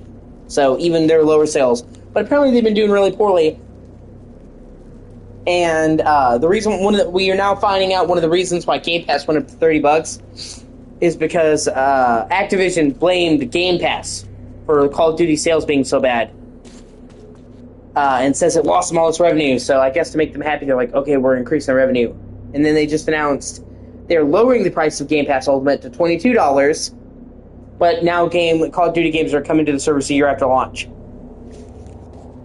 Like, that'll fix it. And it's like, dude, Call of Duty games are selling badly because they're shit. People are tired of how shit they are, finally. When was the last truly good Call of Duty game you can remember playing? They suck. And year after year, they're like, oh, well, this sucks. You know, and hopefully the next year will be better. And then it sucks. Even worse.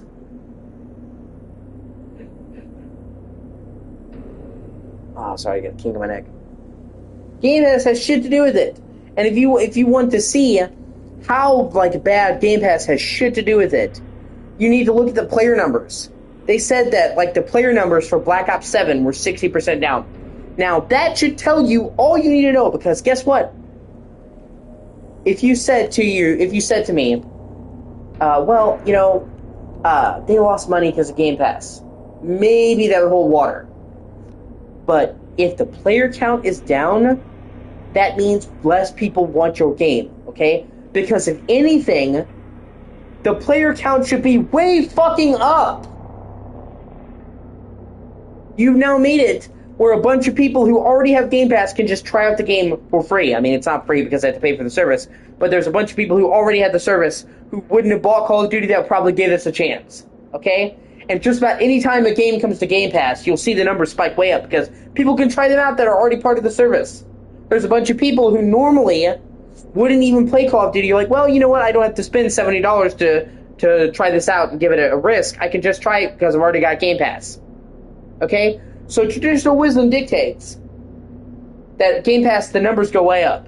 That doesn't mean that your money went up because people are playing it through Game Pass, but your player base goes up. And every time they've had a game come to Game Pass, the player base will comes up because a lot of people now want to try out the game that wouldn't try it out for the full price, but they will try it out for the Game Pass, okay?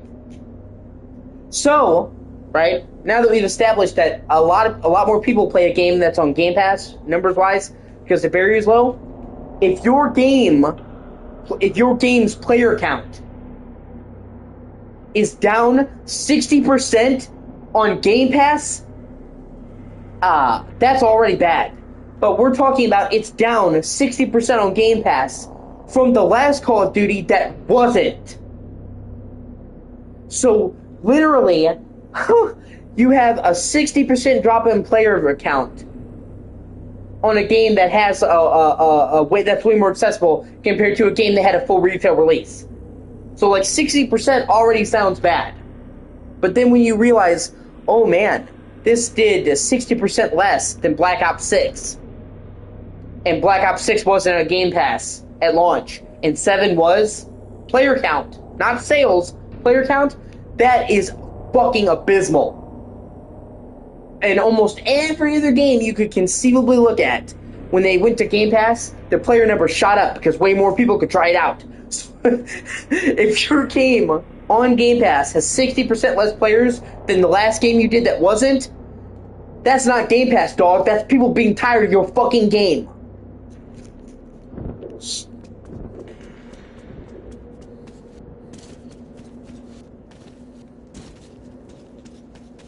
And I got into a brief spat with Alex over that earlier because I said, you know what? It's a silver lining then. I'm happy that they're taking a Call of Duty off Game Pass. It means they can lower the price. And he was like, oh, you're defending Microsoft. No, I'm defending things being more affordable for the average consumer. And if what it takes is to get rid of Call of Duty, I'm all for it. And I guess that's because, well, Alex technically is right that it's a major seller. But fuck Call of Duty. Fuck Call of Duty. I fucking hate Call of Duty.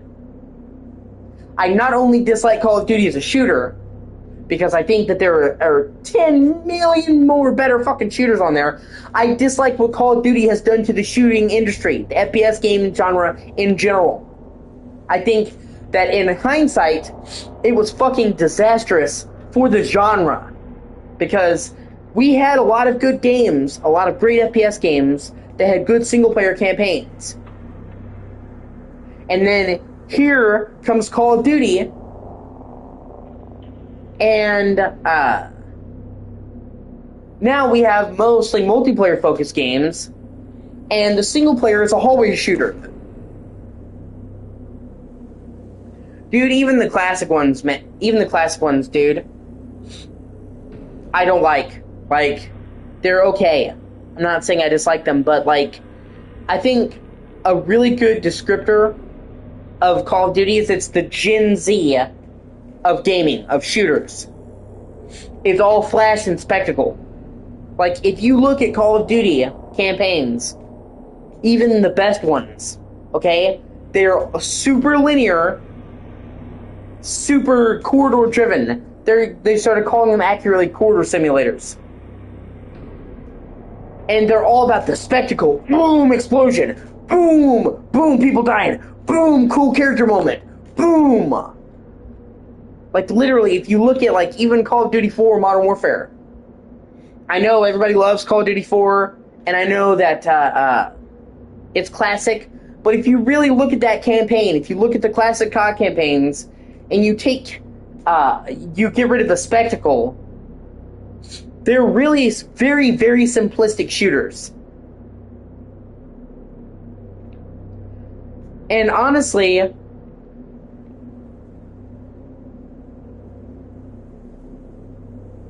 I hate that design.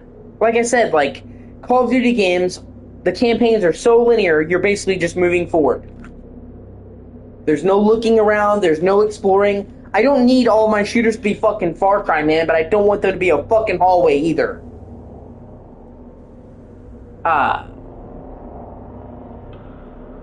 You know, games like Half-Life had levels full of secrets. Had you be able to look around, go off the beaten path, find optional shit. Doom, like, I would take okay, let me put it like this. I would take the worst fucking Doom over the best Call of Duty.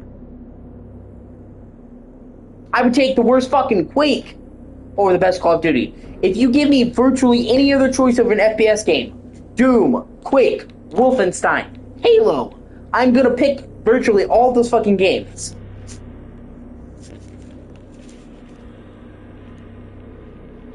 So, and also, Call of Duty was one of the big forerunners of the brown piss filter look in the early 2010s, where every game had to look like it pissed, had no color.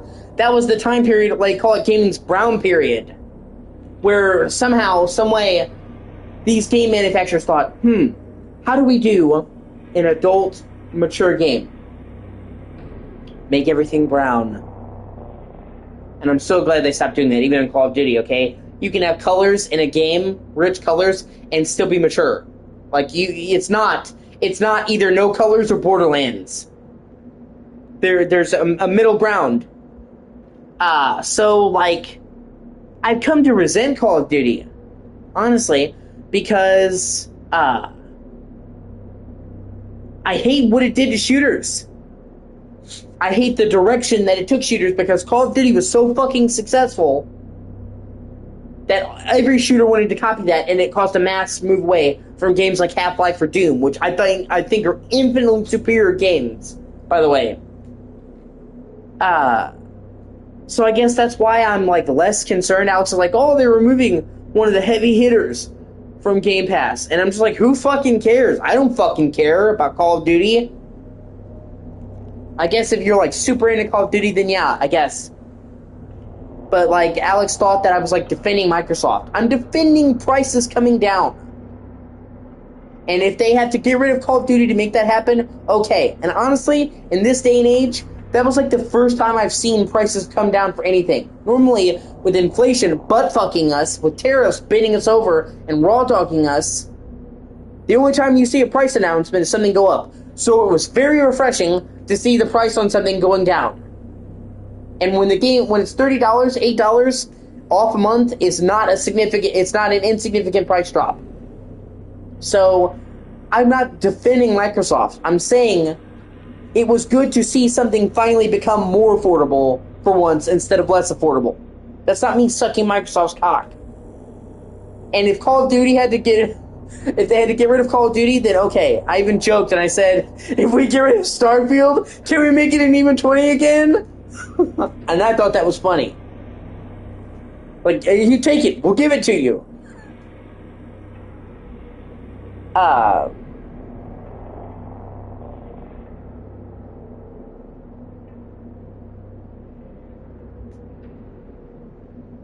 And I just thought that was weird that Alex was suggesting that I'm some kind of Xbox fanboy. Because like anytime we bring up Xbox, you just defend Xbox. No? Dude, it was like a week ago that I was playing Fable, and I gave a whole like fucking like TED Talk lecture about how good Xbox used to be and how they fucked everything up now. If I was sitting there fucking defending everything Microsoft did, I wouldn't be saying, yeah, they really fucked up this entire generation and fucked Xbox One in the ass, would I? No? And it's like, well, you say, oh, the backwards compatibility and the free upgrades is great, that's all they've got. Yeah, okay, it is great. And, okay, I guess it's a matter of perspective, because Alex doesn't really play older games, so I guess backwards compatibility is not a big deal to him. But for me, who loves older games, being able to play most 360 games and a bunch of original Xbox games on Xbox One and Series X is a big deal. It's not just, well, only. Like, he says it like it's some small thing. No, it's a pretty big deal. That's why I bought a fucking Series X, by the way, was the backwards compatibility. But I digress. I don't like anyone trying to suggest that I'm some kind of console fanboy, because I'm not. If anything, I would be a fanboy for Sony. Out of all three of the manufacturers, Sony is my favorite. That has never changed from the time I was a small boy to now. Like, yeah, I was 360. I didn't get a PS3 until I was an adult because that's what my dad had. I still preferred Sony.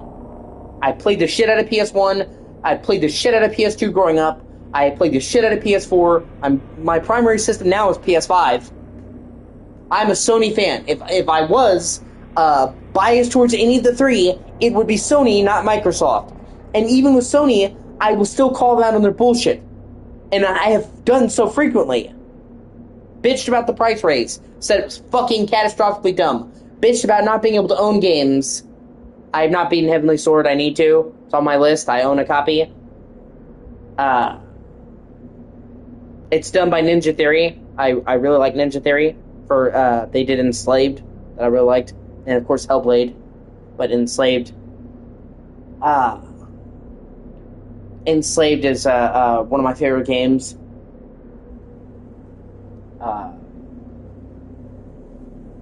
Yeah, I've seen gameplay. It looks good.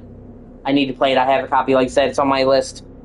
Since you last saw my channel, Philippe, I've actually gotten the ability to stream PS3 games natively. I had to jury rig it, and it's a really complicated answer how I got it, because like PS3 actually is supposed to have built-in like HDMI protection.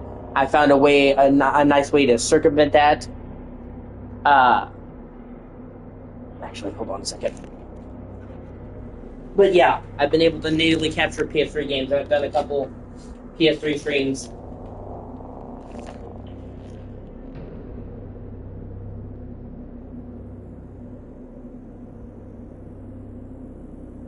It's not the standard way that other people do it.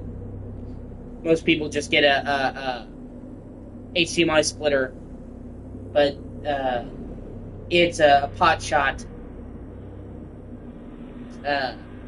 A lot of the modern HDMI splitters don't circumvent copyright protection. People wised up. So I didn't want to risk spending money for an HDMI capture splitter and then it not working. So I found a different workaround that works just fine. Like I said, it's complicated, but it works. So I've been playing natively PS3 games.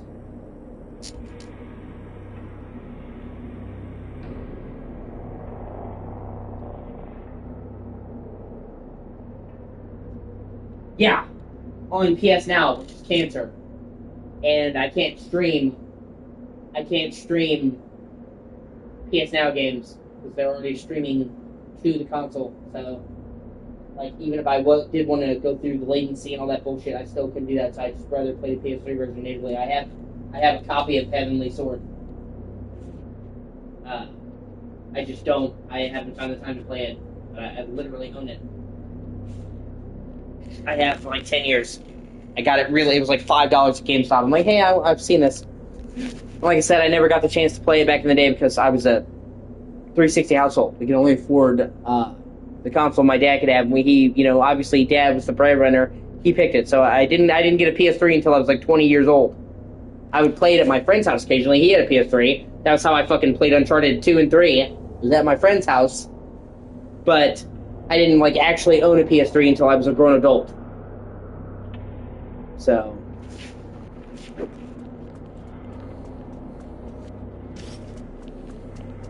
but yeah, I'm sorry. Looping back around to what I was trying to say. I am not a fanboy, and I detest the entire concept of being a fanboy. Being a hardcore fan of something does not mean ignoring its faults. It does not mean blindly simping for a brand. And I detest anyone who is a fanboy.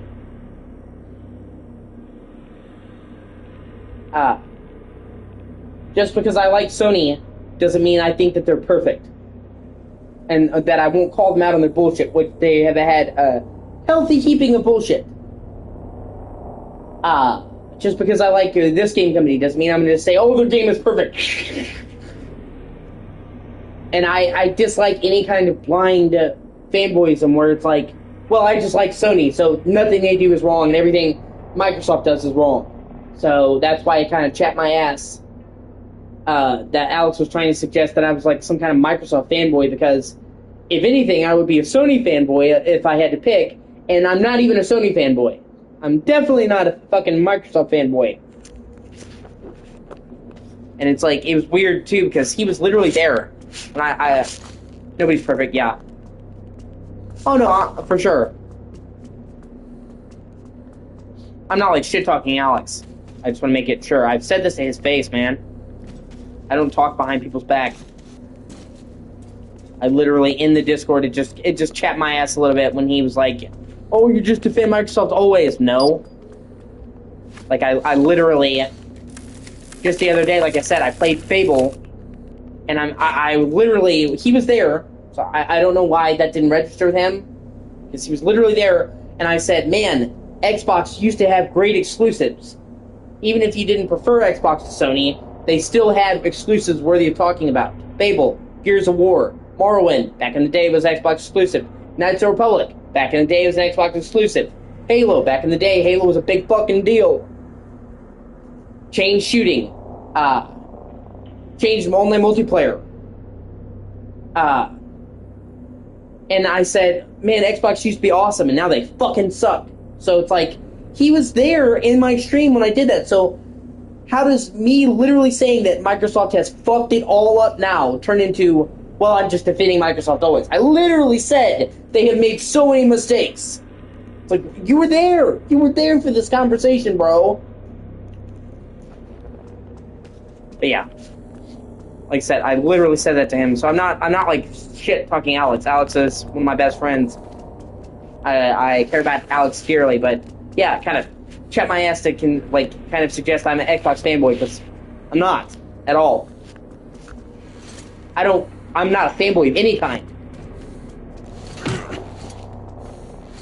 I don't think you should be a fanboy.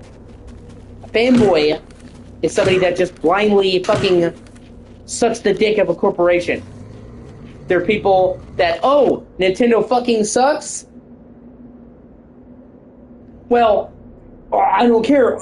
Smash Bros. Oh, that's a fanboy. They'll just excuse anything. You could literally, Nintendo could take a fucking shit in their mouth and they would say, I love the way it tastes. That's what a fanboy is. That's not me. Even for game companies that I really like. Shit. Like FromSoft. I really like FromSoft. I played I think, oh, I mean, kinda, yeah.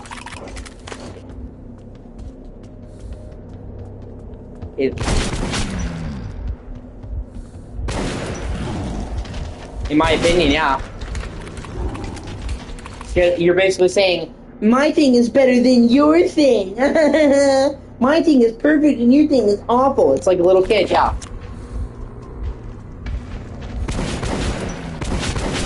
And anybody who gets into like online debates over which console's better, it's fucking dumb.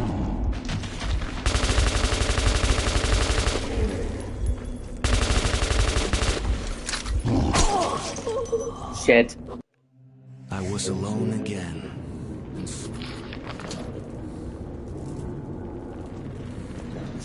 Okay, I think I can just run past these fuckers.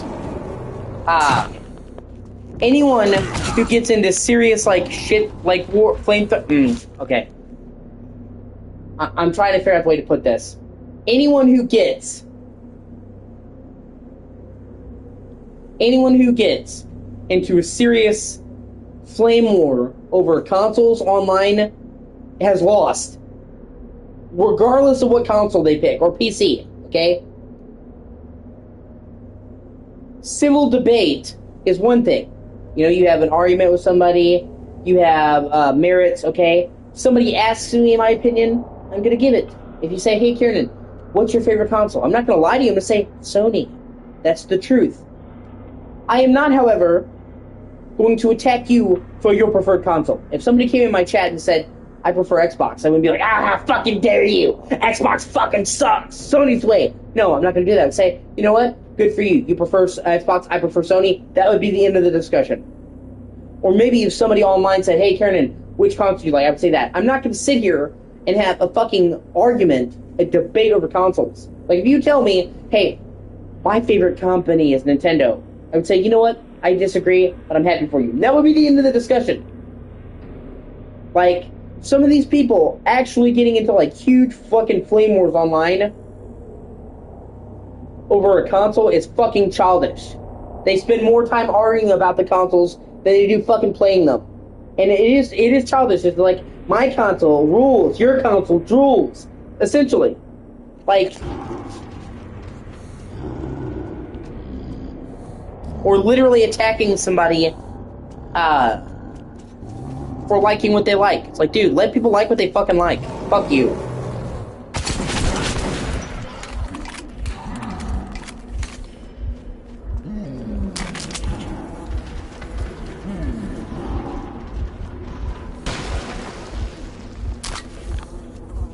Let people like what they like.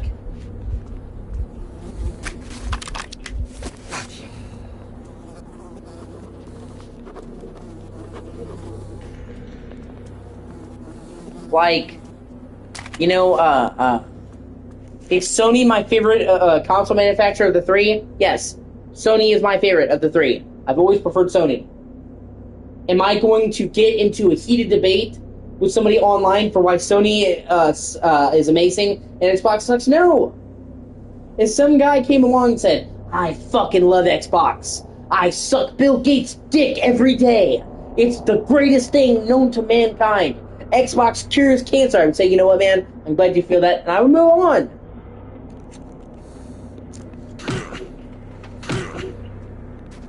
I love Sony. Overall, I mean, I don't think Sony's perfect, but overall, I love Sony. I think they've always had the best exclusives. Obviously, that's my personal opinion, but me personally, I think they've always had the best exclusives. PS1, 2, 3, 4, 5, they've always crushed it with exclusives, in my opinion. So, I personally prefer Sony. Am I gonna literally go and white knight for Sony online? Fuck no!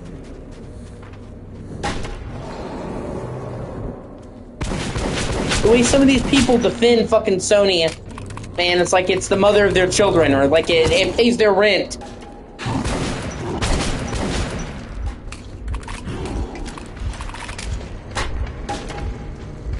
But yeah. I think Nintendo fucking sucks.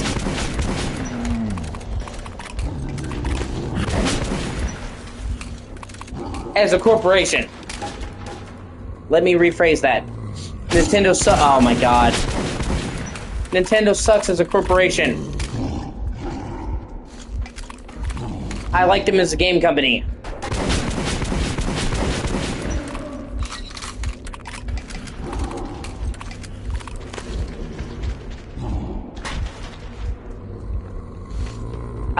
Doesn't mean I'm gonna sit there and get into a fight with someone. Somebody could come into my chat and be like, Nintendo is the best, and say, okay, cool. Okay, cool, bro, I'm happy for you. Like, even if somebody disagreed with me, somebody could come in my chat right now and say, I fucking love Sony. Or, I'm sorry. Somebody could come in my chat right now, and they could say, I hate Sony and I love Nintendo. And I would say, you know what, man, I'm glad you feel that way. I'm not gonna sit here and argue with somebody, man. Like, if you ask me, I'm gonna give you my opinion honestly, but I'm not gonna sit here and debate with you. Or attack you. And that's what I'm saying. It's especially prevalent in gaming, but it's also in other mediums where people think that the only way to prop something else up is to push something else down. So, rather than thinking, hey, I really like this movie, and I'm going to say, I love this movie, and I'm going to tell people I love this movie, because, you know, when you love something, you talk about it.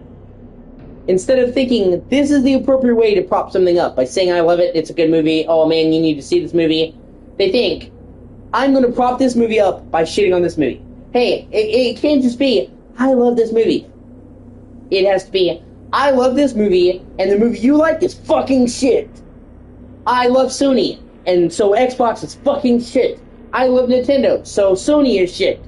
It can't just be, I love Nintendo, I love Sony. It's like, my game is better and your game fucking sucks, okay? Why are you even talking about their game? Why can't you just talk about how much you like this game, and if the game was good enough, the movie was good enough, the system was good enough, they would speak for itself. If the only way you can push something up is to push something else down, then the thing wasn't very good enough, okay? If the game, if the movie, if the system is good enough, it will stand on its own 2 feet without having to piss on something else. Like, you don't need to prop it up on the body of other games. Crimson Desert, I think, is a great game, and I think, like, people kind of shit on it because at first when it launched, because, like, game critics didn't like it, which, who fucking cares what game critics says? Who cares what IGN thinks? But either way, if I'm gonna tell you how much I like Crimson Desert, I'm gonna tell you that I've been watching my dad play Crimson Desert. It's been the main game he's been playing, and every time I see my dad, he's playing Crimson Desert, and it looks really cool, and it makes me want to play Crimson Desert. That's how I'm gonna sell you Crimson Desert. Man, I think Crimson Desert looks good. Man, I think the gameplay is really good. Man, I'm watching my dad play it, and I think it looks like awesome. I'm not gonna say, well, you know what? You should play Crimson Desert because Skyrim fucking sucks. That's like an incredibly flawed way to pitch something, and that is the way that so many people do it. They can't just say, I like Sony. I like PlayStation. I like Nintendo. They have to say, well, I like Nintendo and Sony fucking sucks. It's an entirely flawed way to make your fucking argument. If something is truly good, if a movie is truly good, a system is truly good, it stands on its own. And this game or system is to push something else down, then either A, you don't know how to make a convincing argument, a compelling argument, or B, the thing fucking sucks, so you're resulting into these tactics.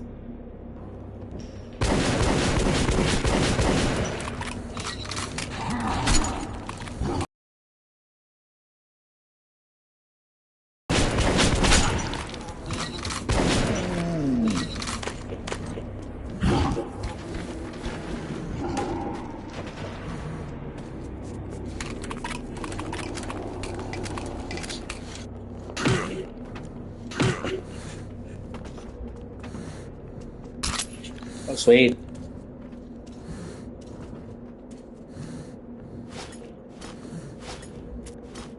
That's my thing. And so many people fucking do that. Really, bro?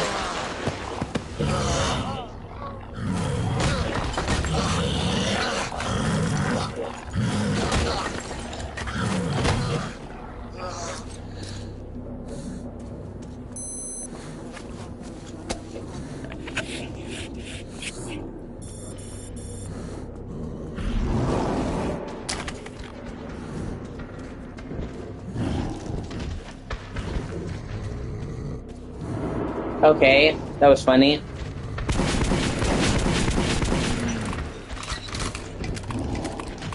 I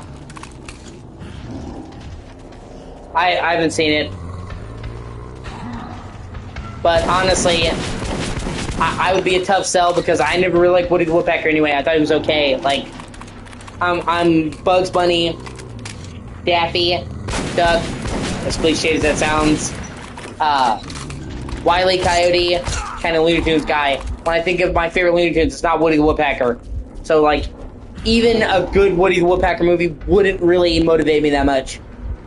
You know what I mean? If I'm not a fan of the character. So, like, that movie, even if it was good, would have an uphill battle for me. Or, fuck, man, you know who needs more credit? Pepe Le Pew. I'm so tired of the fact that they really fucked him over, dude.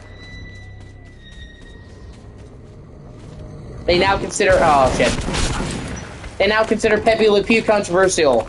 So, they don't include him anymore, and that sucks. He was fucking cool.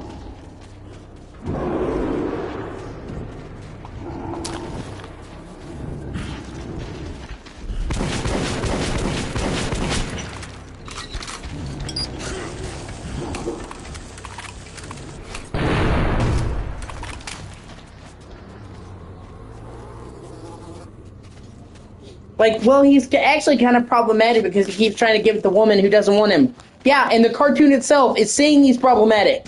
Every time he tries to get with the chick, it ends up horribly for him. So the message is not pro-rape. It would be one thing if he suddenly wore her down and convinced her to be with him. The whole thing, the whole moral of that story is you shouldn't try to get with women that don't want to get with you. Like, the cartoon itself is actually showing that he's a problem. It's not like I can understand, like, there's plenty of cartoons from olden days that are problematic. Like, racist cartoons. Like, they did World War II anti-Japanese propaganda where they make fun of Japanese people having slant eyes. I can understand, like, them censoring that shit. But Pepe Le Pew, the moral of the story was actually don't be creepy to women. And no for an answer. Because he doesn't want to listen and usually gets the shit beat out of him by the fucking cat.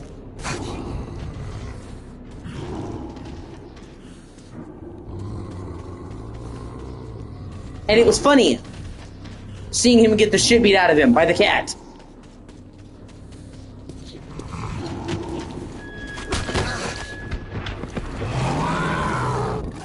Teen Titans Go, I can kind of understand your issue.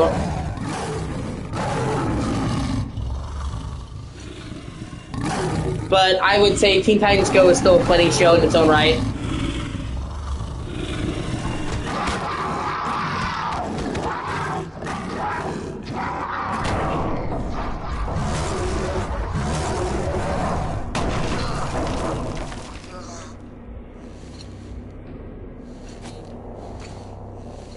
Like, if you take it as its own thing, I like it.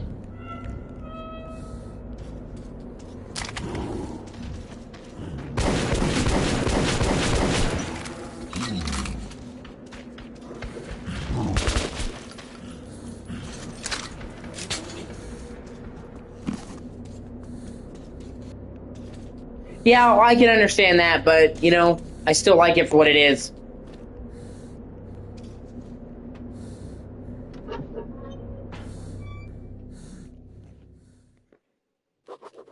The underground depository was a frightening place, and I had no idea where or what to search. But I refused to think that all my efforts would come to nothing. It's, you know, and these people have the wrong idea what they think is problematic. Oh, fucking drugs. I remember back in the day, wasn't too long ago, fucking, Speedy Gonzalez was considered problematic. And then the entire Mexican community rallied against that and said, no, fuck you. And got them to bring him back because the actual Mexican community liked him. And that just goes to show you how little these companies know. They get offended on behalf of somebody. Like, this is offensive to the Mexican community. Meanwhile, you ask the Mexican community, they fucking love Speedy. And it's like, if the Mexican community is fine with Speedy, then who the fuck cares? Oh, because the Mexican community loves Speedy Gonzalez, but because some white Karen didn't like it, we should listen, and that in itself is racism. They think these fucking white Karens think that their opinion of what's problematic matters more than the actual minorities that are being asked.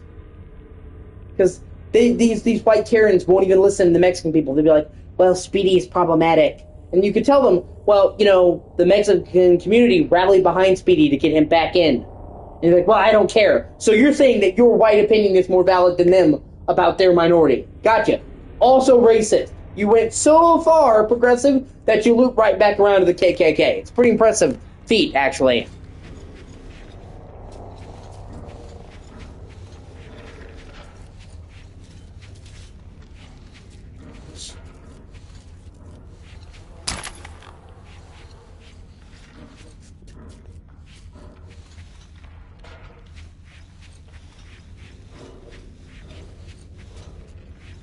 And he helps his community. If anything, fucking Speedy's a good role model. Like, what does he do? And like, in terms of Looney Tune characters, he's actually one of the more innocent ones. You could say Bugs Bunny gets into a lot of tricky shit, causes trouble. You could say, a lot of them are problematic, but Speedy Gonzalez, like, he usually is helping out his community, being a hero, racing bulls and shit.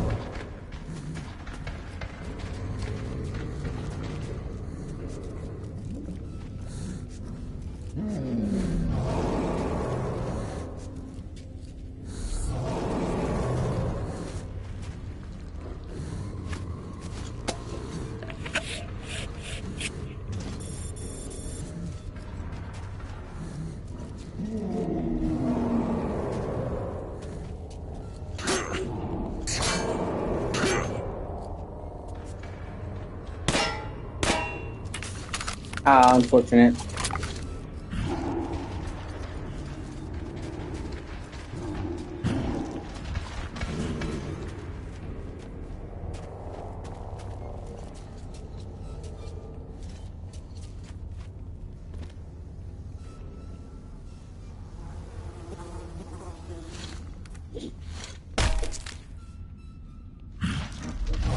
Oh, shit.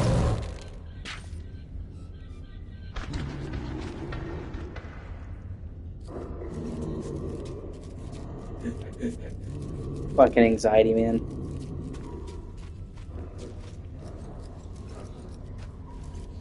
Like, you should not tell, you know, and a great video, I remember this guy went around, this white guy went around dressed in a matador outfit, you know, classic Spanish, you know, Marachi matador outfit, all the trademarks. And he went up to a bunch of white people, and they were like, oh my god, that's so offensive. And then he went into the Mexican community, like, dude, you look cool, you look sick. So it's like, if the Latin community doesn't mind it, then you should just shut the fuck up. And after all, I would say they're the arbiters of what's socially okay for them over you. Shit. Oh, shit. Oh, fuck. Oh, God.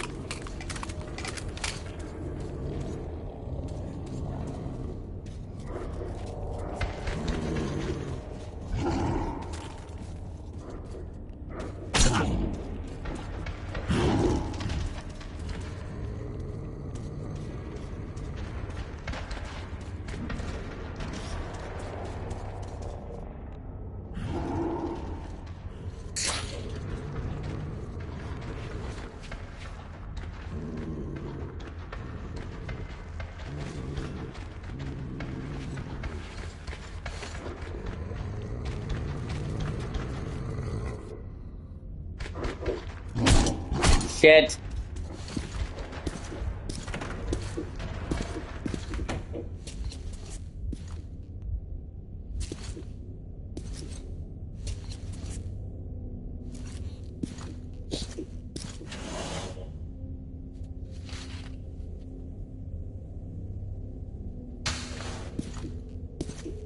Yeah. I imagine in real life you'd be stuck here in these crates for fucking days. Thankfully we have video game logic, because who wants to play an entire chapter of the game already as a fucking cleric?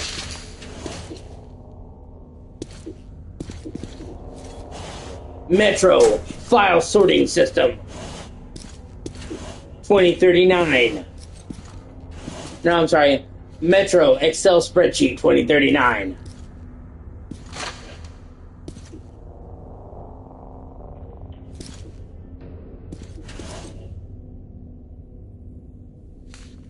It's like, oh hey guys, I think not only did I find the location of D6, but I found the president's foreign history. So we put all Putin's shit in here. Man, he was into a lot of weird bear shit.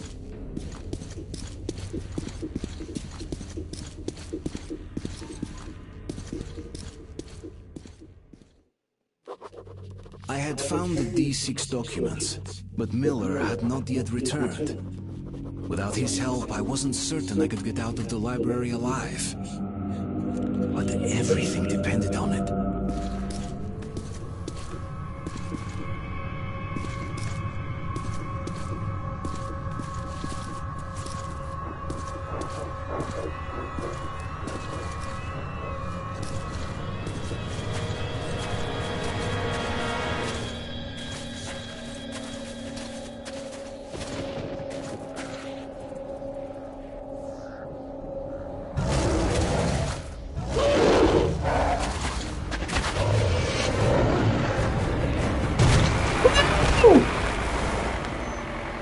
Miller! Oh, where you going, my man? I'll take you there for 50 bullets. So you made it, Artyom. I had my doubts, to be honest. Did you find anything? Okay, saddle up. Покойник, ребята. So, I guess we're doing another third level. Artyom, does the name Ken ring a bell? Help us find you. I still don't know how you did it. Yep, we're doing another third level. How about some music? We're driving. Sure, put it in.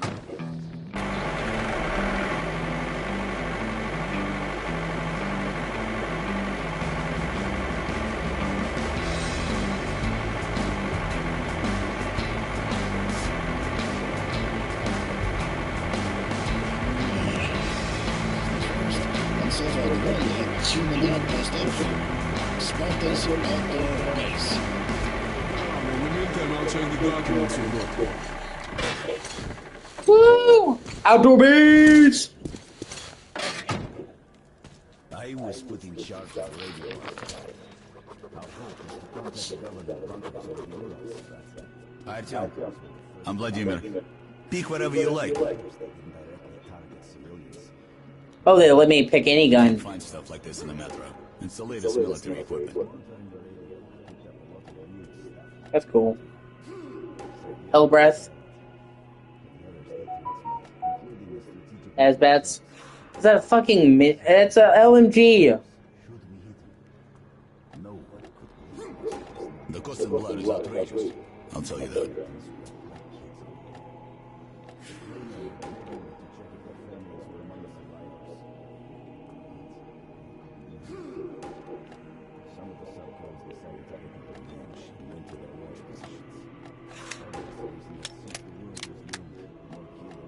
What, do they just let me put any of them on there for free, or just...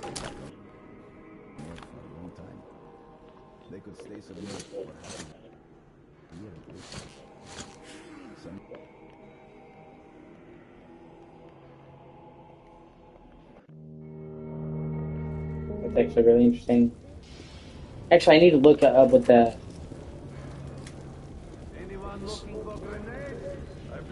I need to look up what the stats found some the of these D6 things are. documents, but Miller I was put in charge of the radio market. Our hope was to contact the government bunkers over the Urals, but those bunkers were the first thing. Artyom, I'm Vladimir. Pick whatever you like. You can't find stuff like this in the metro. It's the latest military equipment.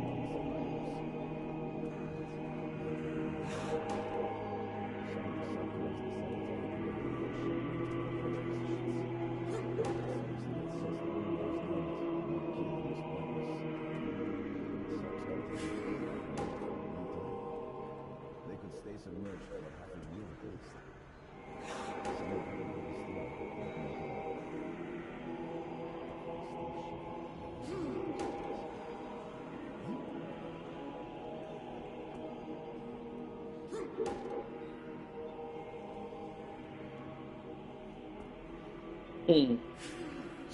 I heard this actually is a good gun.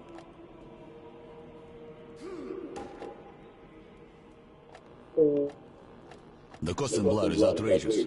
I'll tell you that.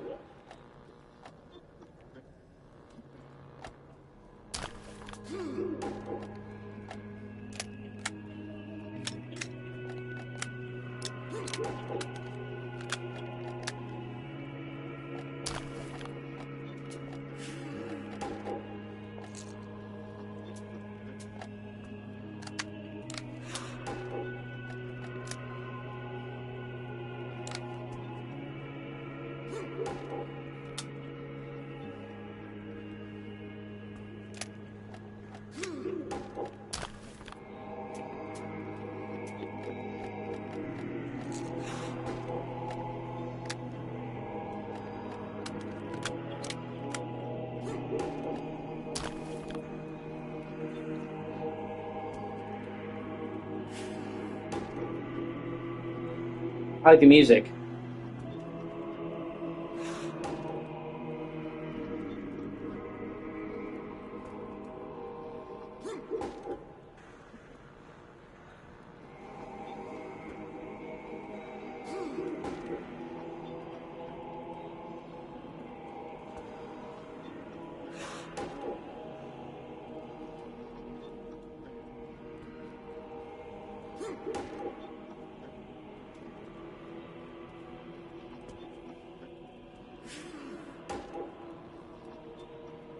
Okay, apparently the Azbat's a good shotgun.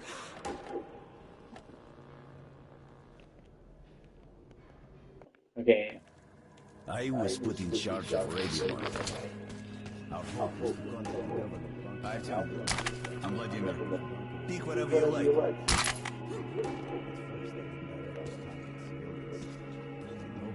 You can't find stuff like this in the metro. It's the latest military equipment.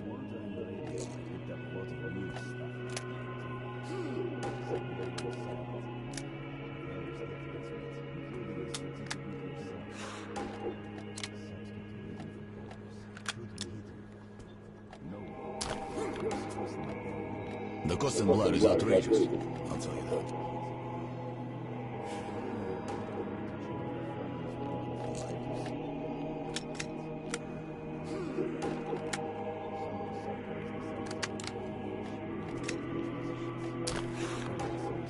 I'm gonna try some of this shit out, but it won't let me. I just want to make sure I make the right decision. Okay, hold on.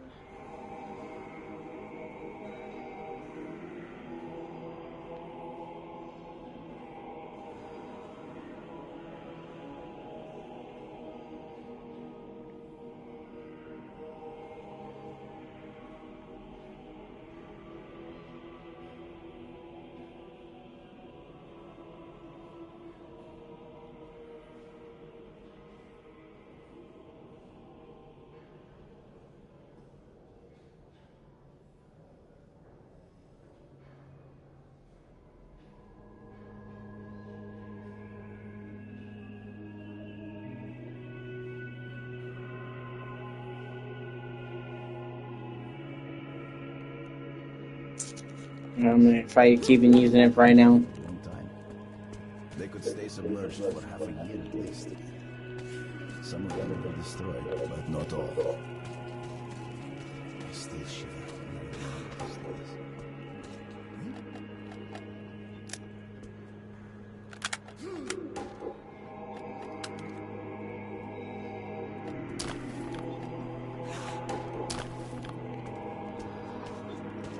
Oh, hey there, Artyom.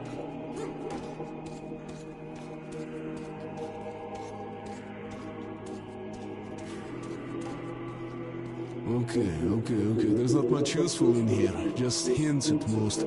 Although it does show the way to D6. Well, that's our destination then. Are you ready? So, how are we faring? Wallman, is everything ready? The firewood's done. Vladimir? The gear's ready. You guys? Ready. Saddle up then. По коням!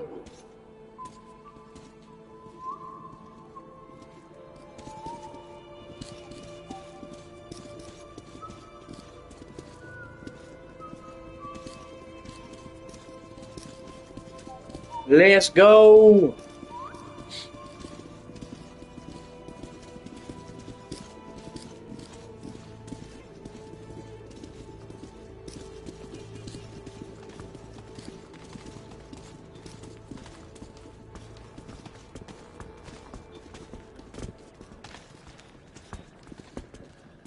It's the old church dungeon.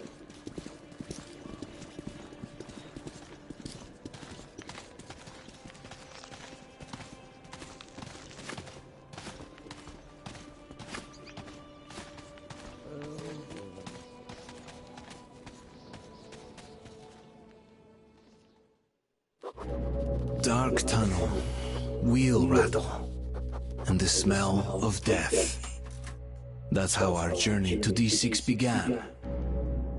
But our goal seemed closer now. According to the map, there are several ways of reaching D6. Now the closest one is through the facilities near Kievska. Okay, we Kievska. Kievska? I've heard strange things about that station. There was an explosion in the tunnel, and lots of people were buried alive. A rumor has it they survived, but no longer resemble humans. They also say something strange has been sighted in those tunnels. Some kind of fog. Bullshit, probably. Of course it is. We believe it. Vladimir lost all his family in the tunnels. And he doesn't remember anything about what happened.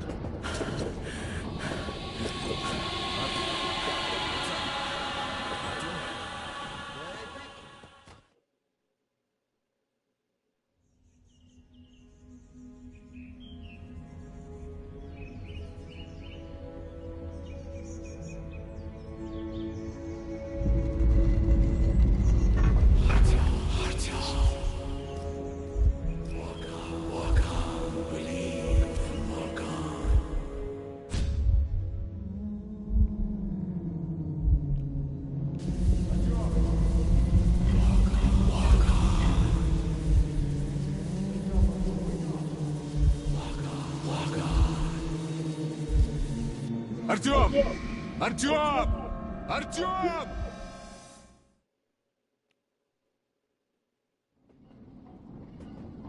Wake up, Артем, wake up! Great, he's coming to. Put the light away, you're blinding him. Artyom, are you okay? Can you stand up? Yeah, no biggie, man. I was just tripping fucking balls. We're arriving. There's an airlock here. Great, stop here. Hell, this place giving the creeps.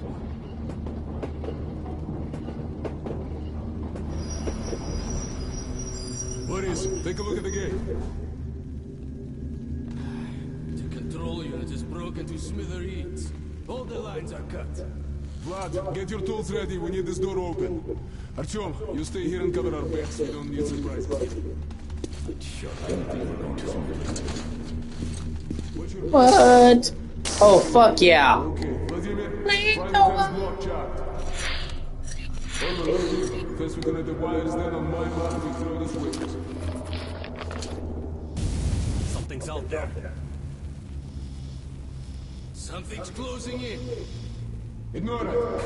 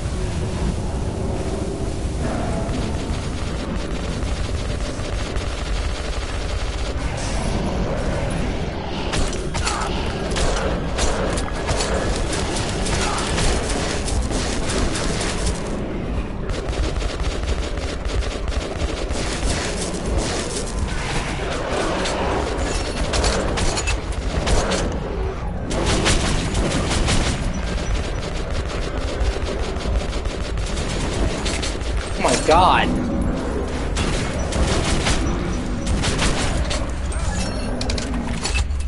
It's closing in! Dude, that's fucking insane. Something's out there. Something's closing in. Ignore it.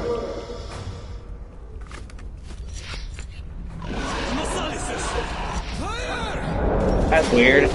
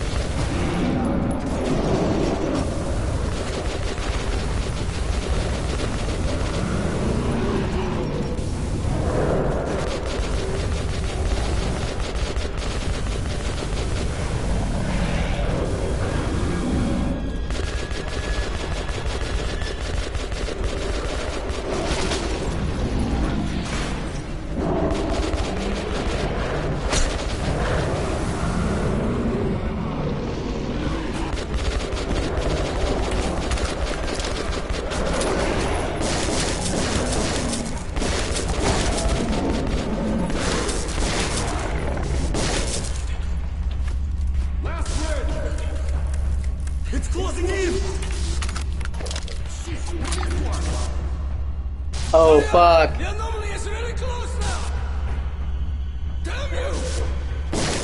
Hurry up, you're fucking dead! That's it! We get over there! Блядь, вот так!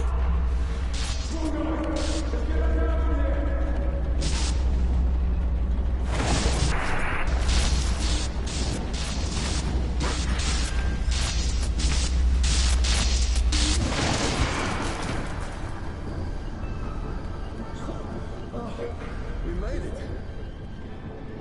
Well, I wouldn't want to be there now.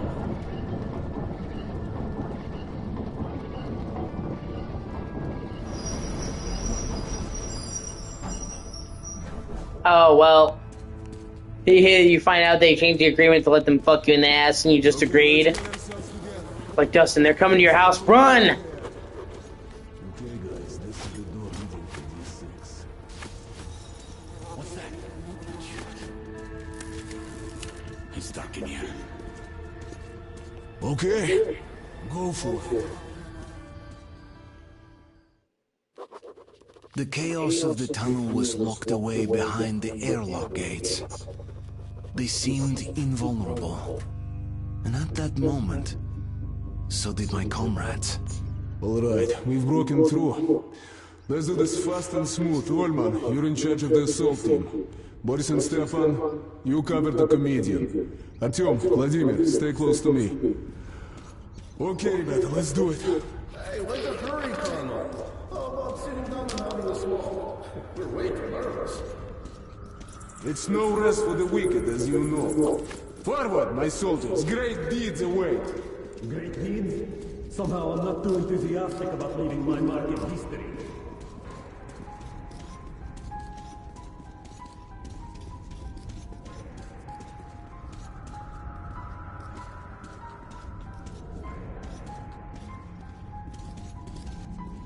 Oh, look at this. Someone left a skeleton here. Hey, how about we take it as a memento? Olman, enough with the jokes, Blin. When we're back at the base, we'll be sweeping tunnels with a toothbrush. Yes, my marshal. As you say, my general. Here's the first challenge. Artyom, flip those breakers.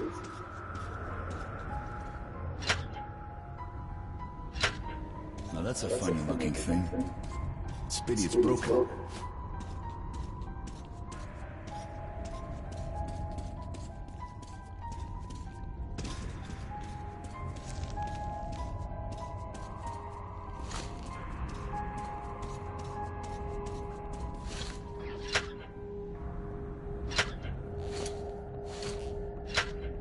Artyom, take a look at that room.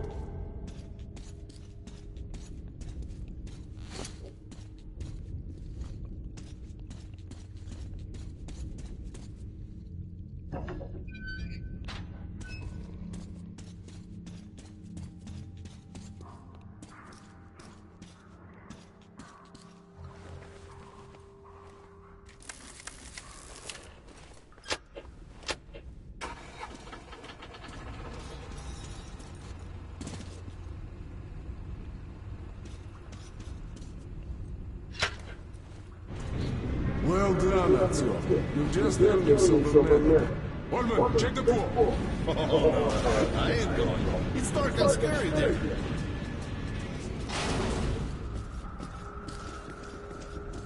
Shit! What's your name, soldier? It's not language, it's shit. Literally, I stepped in. Oh, that's a great sign. If it is shit, then something lifted it.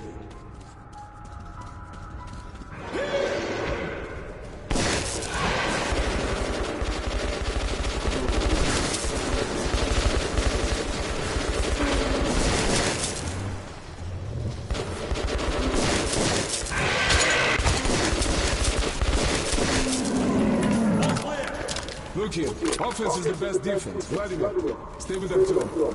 You both, stay back. Okay, let's go. Oh, Carla, I can't fight in such an environment. It stinks so much, I lost the sense of smell. Holman, I wish you lose the best job, split.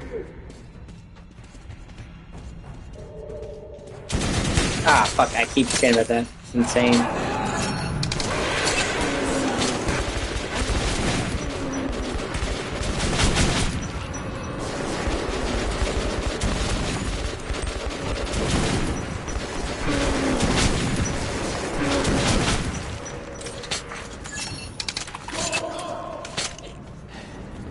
A glass of moonshine wakes us up. How about that, Colonel?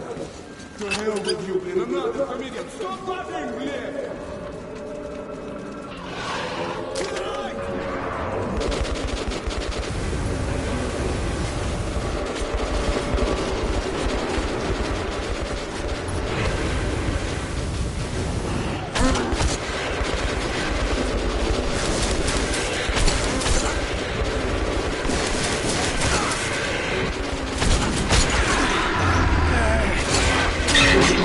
Get off me, bro!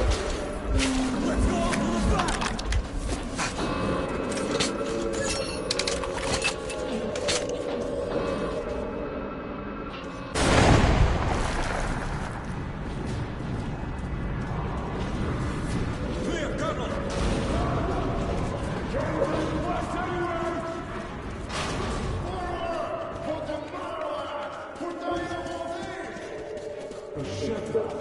You're gonna make it.